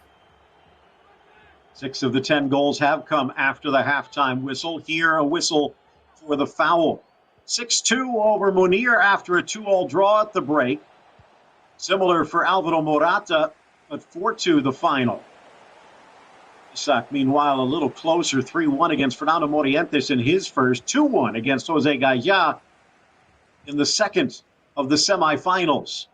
Now, Villarreal, they need to try and cut into this lead. The way Ali Long has been scoring, if she goes in with a 2-goal edge, it's all over. Into the area, but swept back to Asenjo. Yeah, what I'm seeing where he hasn't really established a rhythm yet in the attacking half. He needs to find that. It seems like he's rushing a little bit to get back into this game as opposed to being patient, which is what brought him a lot of success in the first place. Out wide on Veros, tries to drop it to the 6, but well covered, Iaramendi. Out for William Jose. Did so well at Las Palmas and has continued throughout his career. Little surprised Real Sociedad's been able to hold on to him. 2 goals in the first half, giving La Real the lead. Out again, Odegaard. Moreno trying to defend. Adnan Januzaj. William Jose tries to cut it across, but intercepted. Pressured back in the midfield, but then won back by the Yellow Submarine. Out wide, Ontiveros giving chase. Will it hold? Just keeps it in play. Nope, it trickles across. Score is 2-0, Phil, but I really feel like this next goal could decide who's going to be champion of this Kick COVID FIFA 20 tournament. Because if it go, I really like Ali to do the business. I like her to do the business in second leg anyway, but that would really give her what I think is an insurmountable lead. But if Torres can score the next goal, then I think it's still all to play for, but really this next goal is vital. Samu Anguissa scored 2 goals in the quarterfinals. Now out wide, Mario Gaspar back to the top of the 6. But good defense by La Real, and now out for Januzaj and the Belgian on the break. Isak. William Jose. Back to Isak. Back to William Jose. The back heel towards the box, but cleared away.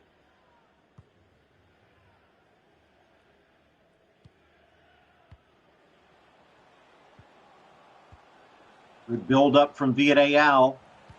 They need to get a shot, and they just can't get past that La Real back line.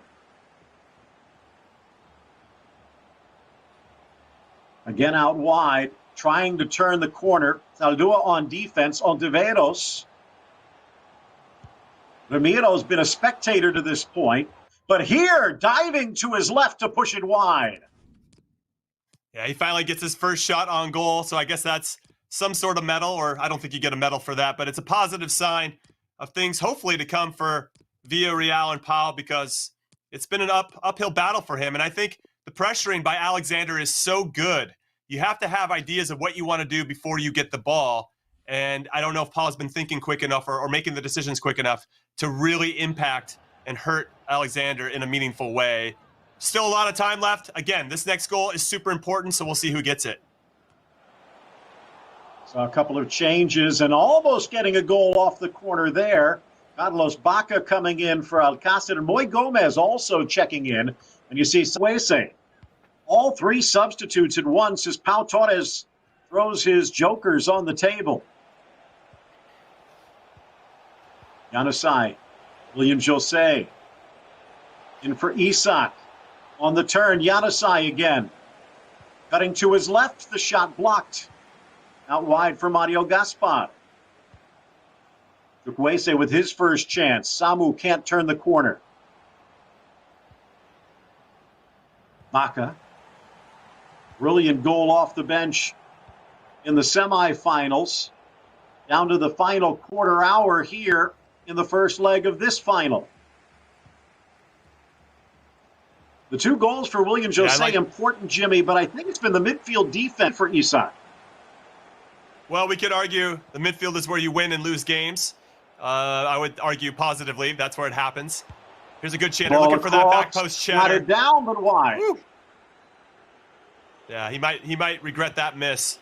But I love a little back post cheese, Phil. I like when the balls get sprayed to the back post. But, yeah, I like the substitutions that Paul's doing. I think he's trying to make a difference. He's trying to give Alexander a different. Hopefully, if he commits some more numbers forward, that will occupy him in a meaningful way. Ball and in. We got it.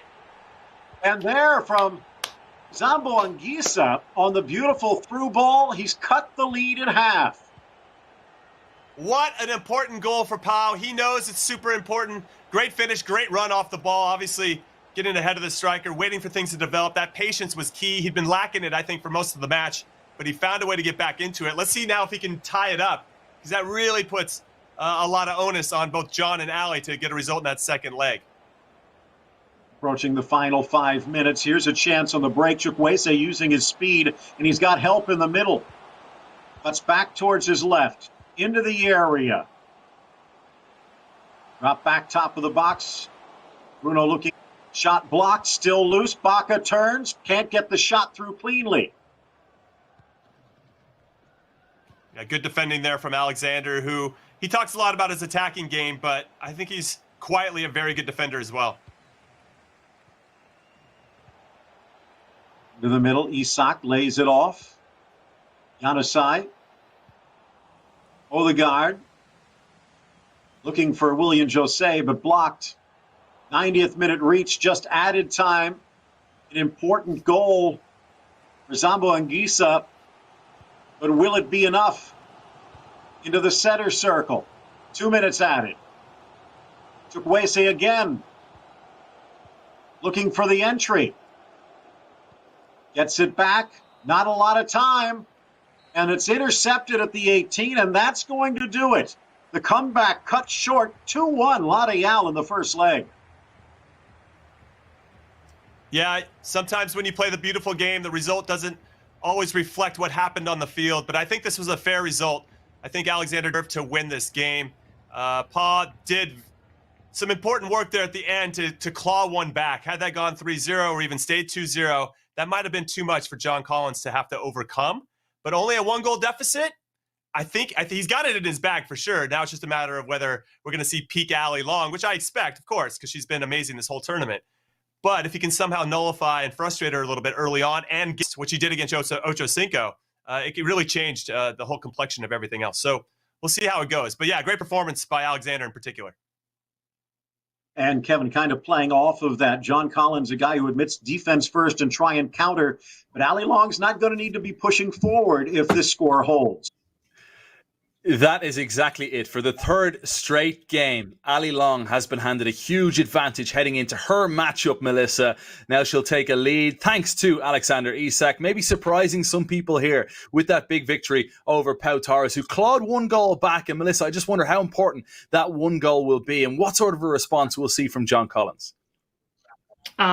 Right now, it puts her in a better position, of course, but at the same time, you can never get too comfy with a 1-goal lead. It's an easy to bounce. So for Ali, I mean, she needs to keep doing exactly what she was doing, and that's on her attacking side, where she's her strength is, of course, and that is trying to break through that John Collins defensive strength. Now, you're a defender, so you are more about the collective as a player rather than the individual results. But Ali Long's looking at this now saying, hang on, I could win the Golden Boot here. She could, and I'm sure she's licking her chops to not only be overall with Alexander, but of course being the star MVP. She's deferred a lot of that credit to other people, but I think she needs to take it for her own because she's been excellent, and now she has a chance to showcase her abilities one last time. Yeah, most certainly. One final push here, guys, as well. We've got 1 game to go. And a reminder, Feeding America, that is the goal. We've surpassed our goal of $10,000, but let's keep it going. The link on the bottom right-hand side of your screen. Continue to donate if you can afford to do so. We hope you and yours are well, wherever you're watching from around the world. Let's hear now from the guys that were just involved in that game. The post-match chat with you, Melissa. Thank you, Kev. Hola, chicos. Qué gran partidazo. What a great game that we just saw back and forth the entire time. My first question is for Pau. Pau, 0 tiros a la puerta en la primera mitad. ¿Qué fue lo más difícil que se te hizo cuando tratabas de romper esa línea defensiva de Sociedad?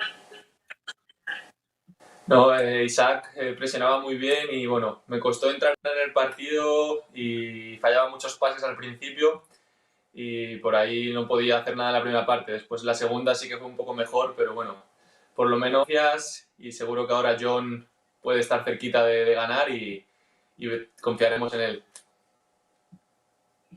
I asked Pau, what was the most challenging part of trying to break that defensive line of Real Sociedad? Because he didn't have any shots on goal in the first half, and his response was that it was challenging. He couldn't get that rhythm or get that breakthrough, especially in that first half.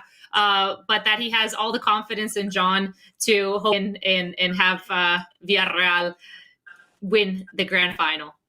Another question for Pau, of course, is ¿qué fue cambiar el juego cuando hiciste los cambios en la segunda mitad tratando de ganar la Real Sociedad?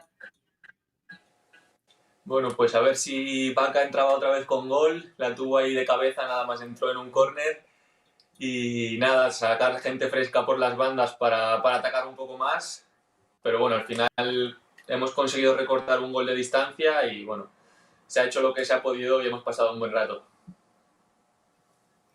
I asked Pal what was his plan when he made those substitute changes in the second half, and he said, of course, once again he made the change with Bots in front of net with the header. But the good thing is that he got that one goal. So now it's 2-1 in global, and now a fighting chance going into the second leg.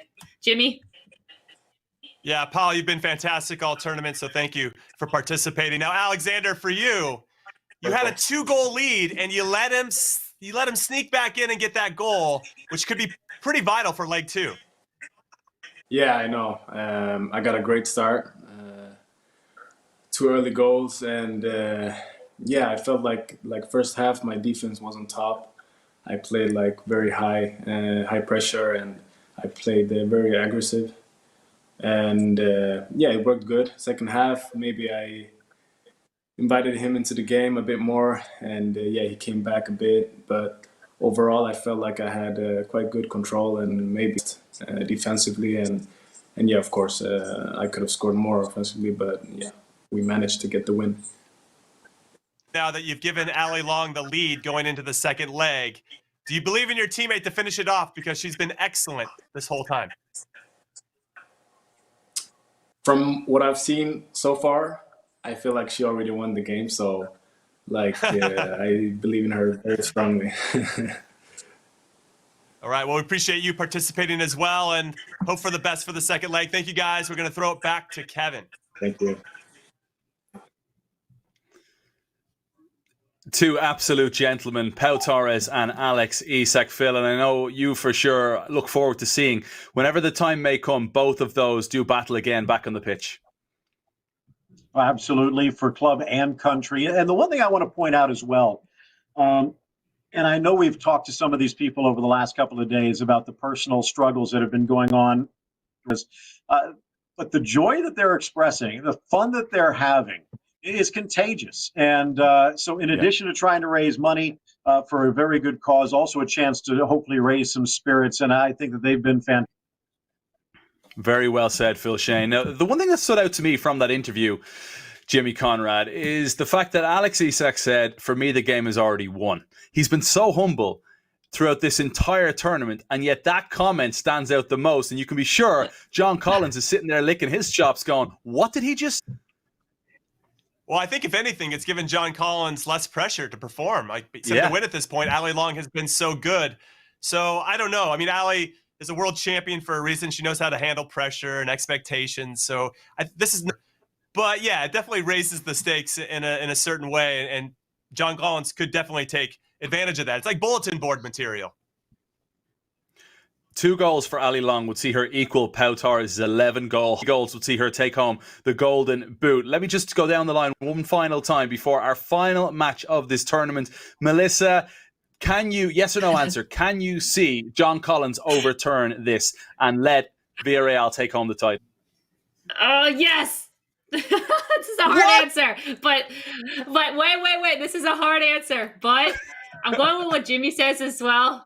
Defense wins championships, and I have to support my 5-6-1 from West Palm Beach. I want, Ali to win, of course, but I support the hometown grown player. Where is your loyalty? I mean, you guys are changing out jerseys, you're changing your picks. I thought you were going to stick with your girl Ali, and now you're changing out for your school friend. I know, and during this past interview right now, I was like, what? I'm stuck against the wall here. I want to support Ali Long. Believe me, she needs to win. But it's like, gosh, if he's from West Palm Beach, Florida, and I'm from West Palm Beach, Florida. And not only that, the same high school. You guys saw the pictures. We have a connection, you guys. Like, I gotta support, Jimmy, and I gotta give it to him. I'm going with the underdog. Well, I don't think she's with Ali Long anymore. Huh? No, exactly. I think she's cut her connection with Ali Long, Melissa. That's pretty much done and dusted. Wow, that was quite a flip. I did not see that coming. I respect John Collins. He's got cool initials like I do. JC's for life. but that doesn't mean I'm going to switch, you know? And I love that he plays defense first. I'm a defender. I get it. I love what he's about. I would probably play very similarly to. But you can't go against Ali Long in a final. I know. I know. She wins trophies. She knows how to win trophies. She's a winner. Okay, all day, every day. Thank you. Good night. Thanks for having me. Don't forget to tip your waitresses and donate to Feeding America. Let's go. Phil Shane, I think what we saw there was Melissa Ortiz, the cafetero, the yellow colours there in the cafetero coming out there, ditching Ali Long for John Collins. Yeah. Well, also, she's right. You got to stick with your homeboy. But at the same point, you can take the girl off the island. You can't take the island out of the girl. And I have a feeling Ali Long has a few special things in store for John Collins before this one is over. Guys, we're getting the game set up. We'll just be a moment in doing so. But while we have a little opportunity here, what stood out for the three of you from the last couple of days working to raise money for Feeding America with LaLiga Uninterrupted and Women's ICC? It's been special to play a part alongside you three, as well as Mark Brown, obviously, as well. Melissa, what stood out to you? I think one of the most things that stood out to me was, one, kind of like what Phil said before, just seeing how these guys are human beings. You know, they're superstars on the soccer field, of course, but to see them at home, in their onesies, perhaps, or in party hats like I just broke out, it's been awesome to actually see that. And it's times like these that we're able to see it, but most importantly, for this cause, for Feeding America. I've also liked to see the competitiveness. You know, you've seen those tweets from Chad Ochocinco, and then you also saw him lose after that tweet. You might see that with me right now in this final game after my previous comment. But I've loved to see the competitiveness. It goes from, whether you play basketball, football, soccer, and now it's just put on right here into this screen in FIFA 20, and it's just been incredible to watch. That's the thing, Jimmy. They come across sometimes as extremely humble, but having been a pro, that there's still that competitive streak there. And you saw that with Isak there in that final comment moments ago. Well, I'd like to say that once I retired, that's the thing I missed the most, was competing every day. I had a chance to go out and prove myself and have to perform. And yeah, that gets tiring and stressful at times. But you don't just shut that off just because there's a little break in time. You're looking to compete. You're looking to have a reason to compete. So I'm glad FIFA 20 exists for them to do that. And so I'm glad that LaLiga set up this tournament to make that happen. And that's what's been most special for me, is just to see everybody coming together to help support the greater good. I think that's what makes the game special, whether it's real or virtual. And it really speaks to the community and the strength of the community and how we look out for each other. Yeah, it truly has been. Well said, Jimmy Conrad. And Phil, that has stood out to me too. It's looking at guys coming in from the NFL, NBA, NWSL, all coming together with La Liga as well. And folks, we have reached that time. The final match of the weekend, set to now get underway. The score, it's in favour, as of right now, to Real Sociedad after Alex Isak picked up a 2-1 win. Can Ali Long seal the deal? This is the final match, folks. Take it away, Phil Shane, Jimmy Conrad. So it is underway, and as you can see, things getting underway rather slowly. Scoreless through the opening 10. Phil Shane alongside Jimmy Conrad. Alexander Isak putting a 2-1 lead for La Real in the opening leg. Here in the second leg, Ali Long trying to get a few more goals out of the young Swede. Now, give me an idea, if you could, Jimmy, from John Collins. He says he likes to play defensive. At what point does he need to put that through? And this one might be it. Beautiful ball out wide, trying to get the chance inside, but denied at the near post, and the rebound knocked wide. Does he have to change his game here? No, not yet. I think in the first half, he can keep going with what's worked so far, helping him grind out a few results in the first two games. But I really like his counterattacking game. If Ali, though, gets the early lead, I think he could struggle to try to find a way back into it. He hasn't scored very many goals. He's not as clinical in the attacking third as I'm sure he'd like to be, but he's still going to get a few chances. It's just a matter of whether he can convert. Chukwueze getting the start here. John Collins putting a few more attacking-oriented players, younger players, pacey players, but will it pay off? Beautiful ball for Marino. The ex-Newcastle midfielder in towards the top of the box, plays it square. Isak at the penalty spot, but stripped away, and the whistle blows, but it'll be a foul against Isak. Yeah, I always thought Isak was a dirty player. Just kidding, Alexander. All right, so this it's going to be interesting. I think it's going to take Ali a little bit to figure out a way to break down John Collins. I think he's going to be the best defensive team that she's seen so far. Again, she's going to get her chances too.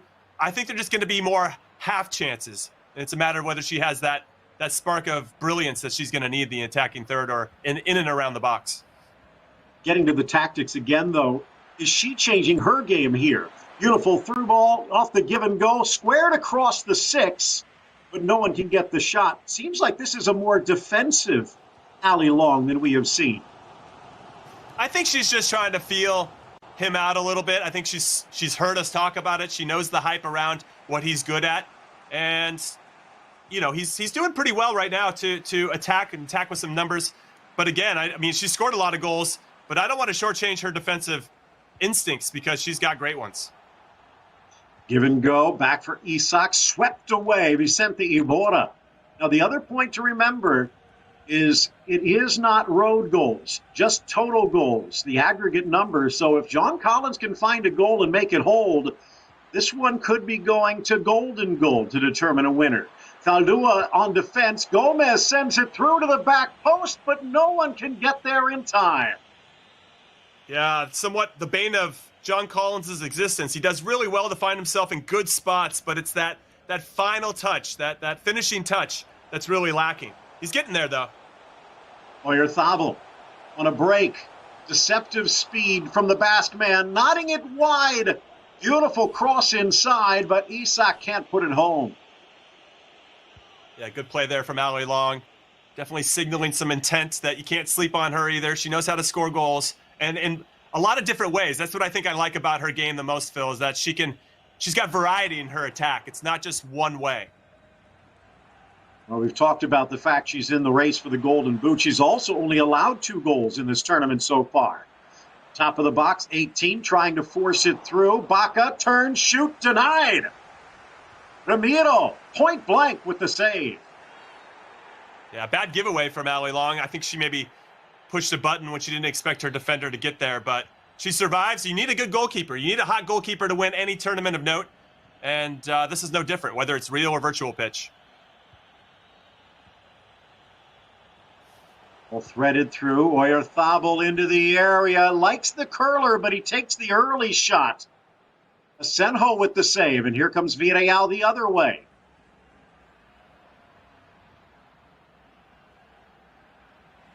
Wide for Chukwueze. Monreal, the old man, with a few new tricks. Marino.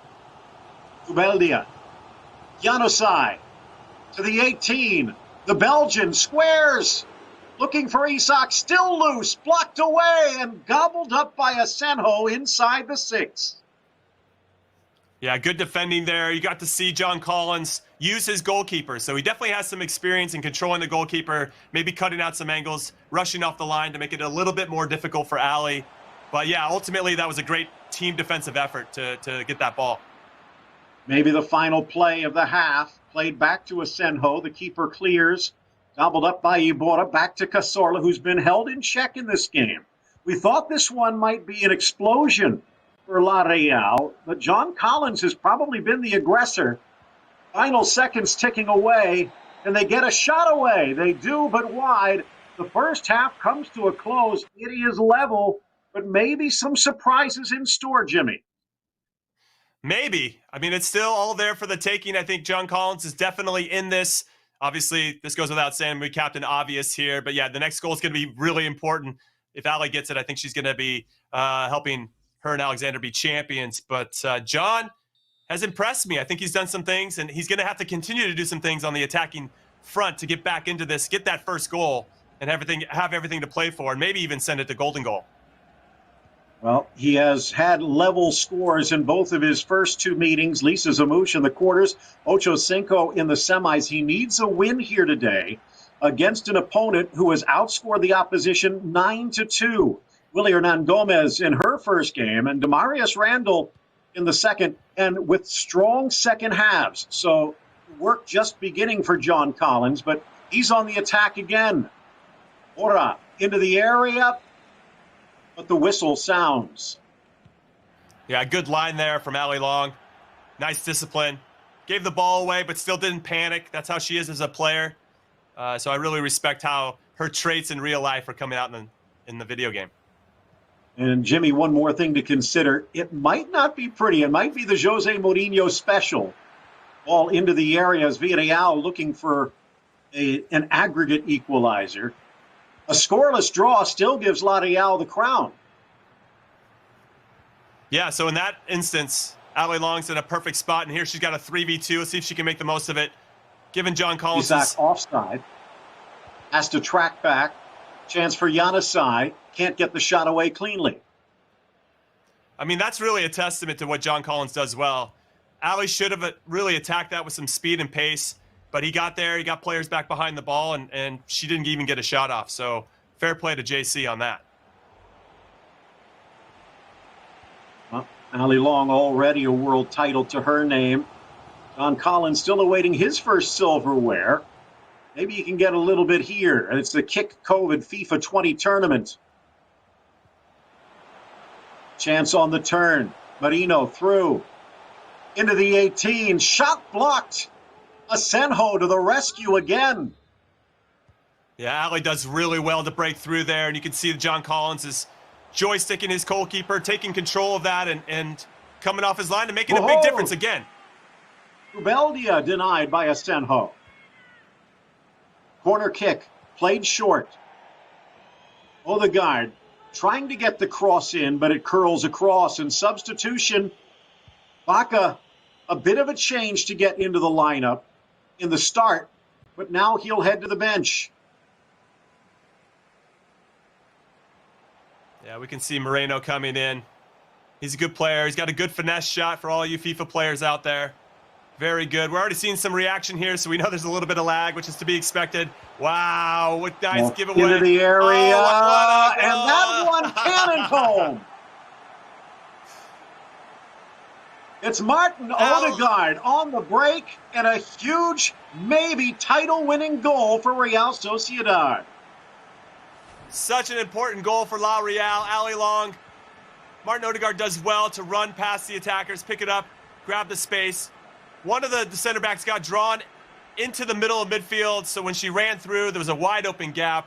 Thank you very much. Martin Odegaard, he's doing it in real life for La Real this season, and he's also doing it scoring what is potentially the game winner and championship winning goal to send Real Sociedad to becoming the trophy holders of this first ever Kick COVID FIFA20 tournament. So now it's a 2-goal cushion. Swept aside Janusaj. Collins needs to throw caution to the winds. Zamboanguissa in the center circle. Overloading in the midfield, but they need to get a shot away. Isak kicks it wide. Janusaj now on the flank. When is Mori over and beaten for speed, Janusaj drops. Isak denied. Rebound cleared. Beautiful setup, but Isak can't get it past Asenjo. Again, Odegaard, but he's stripped. From the free kick, Zubeldia stripped away inside the final 20 minutes. Cazorla.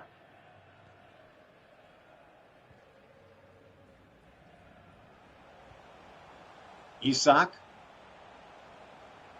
Oyarzábal. Gets it back. In for Isak, but his left-footed shot blocked. Gets it back from Torres. Denied again. Yeah, Phil, the thing I think I've learned the most out of this tournament is that Asenjo is my new favorite goalkeeper in the world. That guy has just been tremendous throughout the tournament for Villarreal. So many clutch saves. He's shown it again here in the second leg of the final. Unbelievable. Heading down to the final 10 minutes plus. Moreno across. Dispossessed, though. Back line for La Real has been impressive. We've talked about now the 10 goals she has scored. Still one off the pace of Pau Torres for the Golden Boot. Maybe a chance to tie it here. Isak into the 18, and he lifts it over Asenjo and drops it under the crossbar.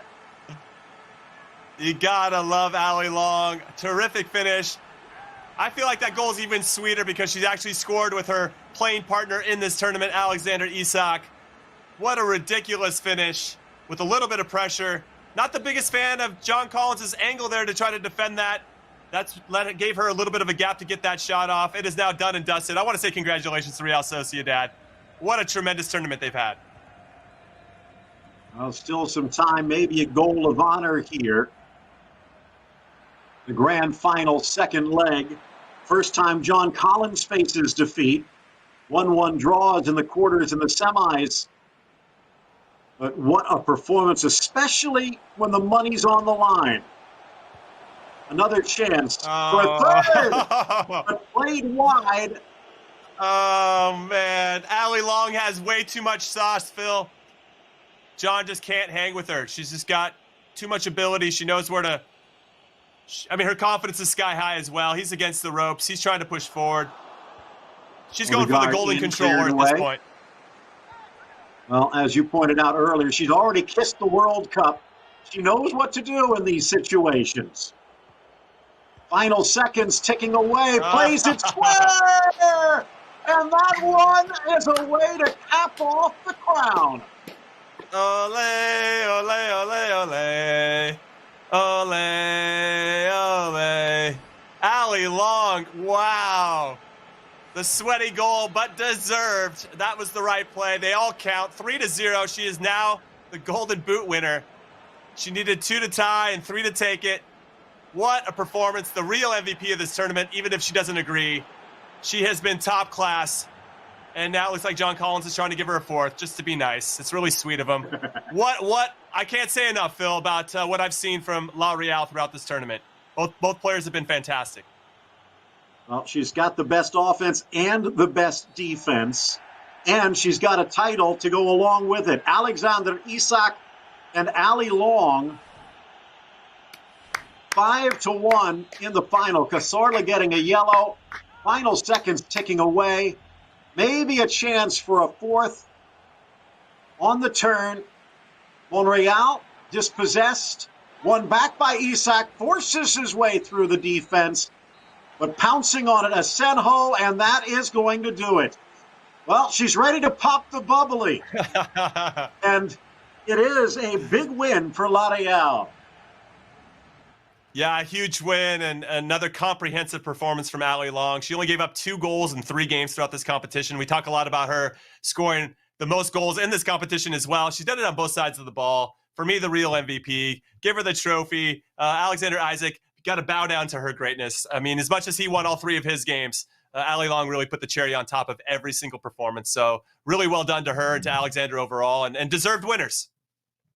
Well, again, great work by Pau Torres and John Collins until the final where they met their match. One thing as well for the young Swede, as he has been learning his ropes along the way to this year, we've seen him on the field. Also here in this E-tournament, remember, he was the one that set the stage, that put the foundation out there. Every single time, Ali Long had a lead to build off of, and boy, did she. So the victory to La Real, Alexander Isak, and Ali Long, they are the great ones. Back to you, Kevin. Anoeta will be bouncing. Phenomenal victory. Massive congratulations then to Ali Long on that win and Alexander Isak as well. Both players winning every single game that they played in. And as you rightly pointed out, Jimmy Conrad, Ali Long picking up the golden boot. And Ali is joining us right now, the final post-game chat of our Kick COVID-19 tournament this weekend, which has been such a joy to bring you and raise some valuable funds for Feeding America all weekend. And Ali, I got to jump right in there and say congratulations on the overall tournament and you picking up MVP and Golden Boot as well. Well done. No, thank you so much. Honestly, John was so good, and I was a little nervous at first. I think once I scored, he kind of was like, he like let up a little bit once one went in, but he was good the whole time. You did a really good job.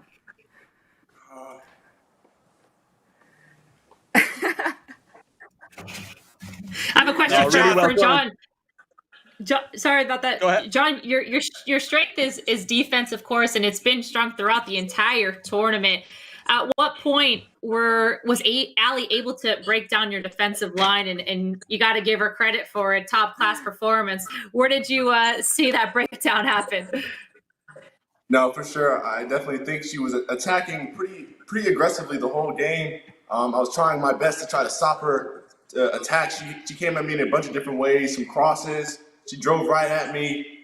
She was passing the ball very well. So tough game to defend, and obviously she kept me scoreless as well. So she did her job, and tough game, tough fought game, great victory. Thanks. Jamie, did you have any question? You had a question. I interrupted you. I always have questions. Look at this face. Look at this hair. Alexander, this one's for you. Did you have any doubt about Ali's performance, who I think was fantastic? And you guys this might be a partnership you should take on the road and try to hustle money, because, I mean, you guys are really good. Yeah, nah, she played great. I think this game, it took a bit longer for her to score, so he gave it a good match, but she managed to get the job done. And I think, as you guys say, she was like the best player of the tournament. No. Now, Ali, I'm Ali, going to how jump does in this compare- again really quick. No, Kevin, I got to say this really quick. Sorry about that. Ali, can you just tell all the competitors here how easy this was for you? Like, this wasn't even a challenge for you whatsoever. Stop it. No, I can't do that. But I will say, I love the commentary. I kind of wish you guys were with me every time I played FIFA. I loved it. So, Ali, does this the eclipse second winning the you World dadded Cup me. then? Close. It was close. Oh my gosh.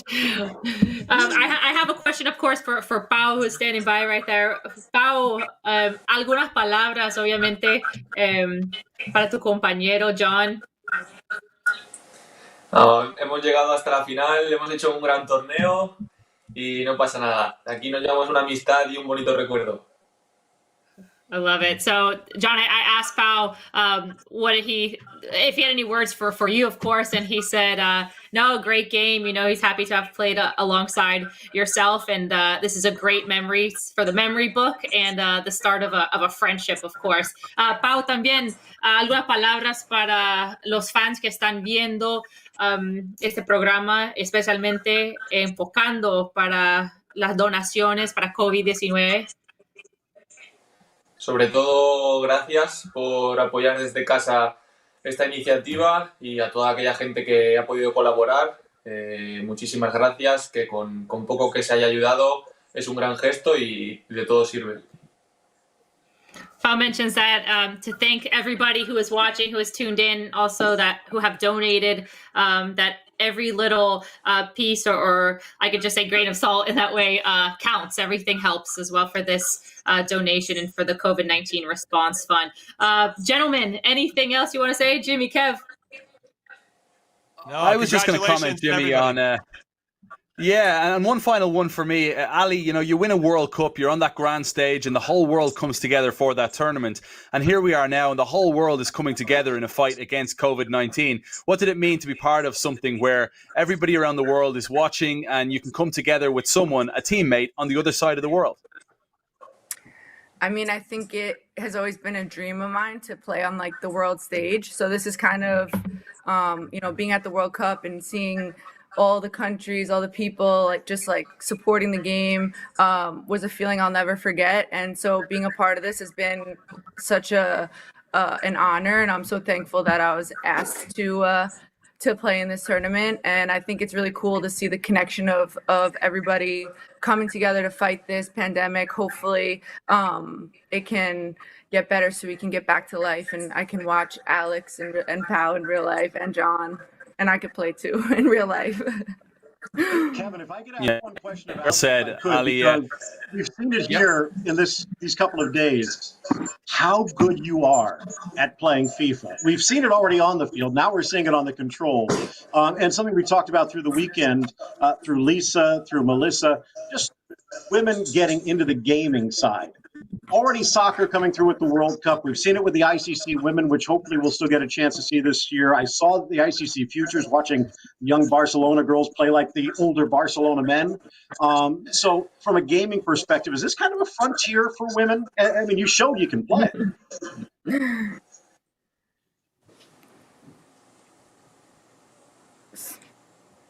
Sorry, I lost you at the end of that. What was the last part? I'm just saying, you showed you could play. So is this kind of a frontier for women?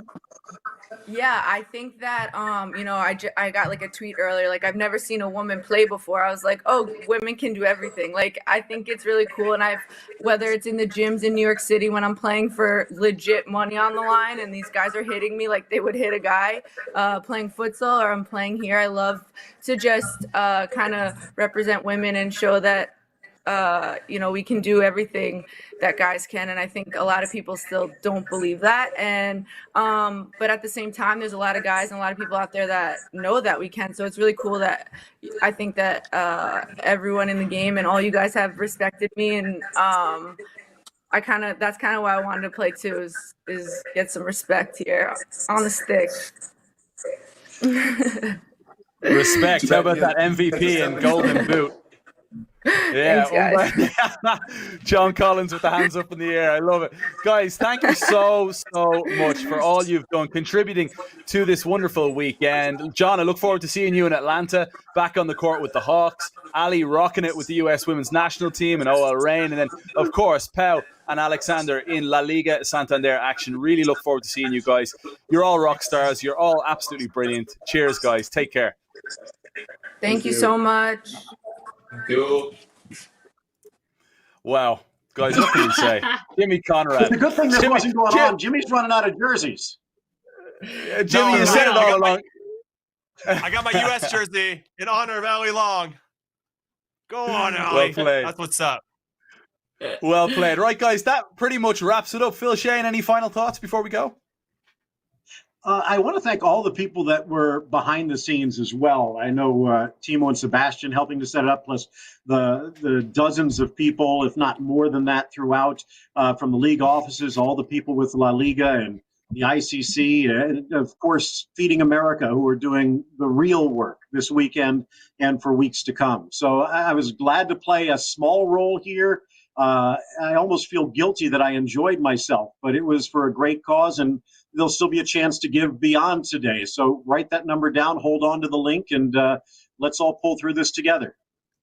Yeah, very well said, Phil, in Miami and over in San Francisco. Jimmy, any final thoughts? I'm supposed to follow that up? Are you serious? Like, he should be walking off the stage with an Academy Award or something. I'm like teary-eyed over here. No, I want to second those thoughts.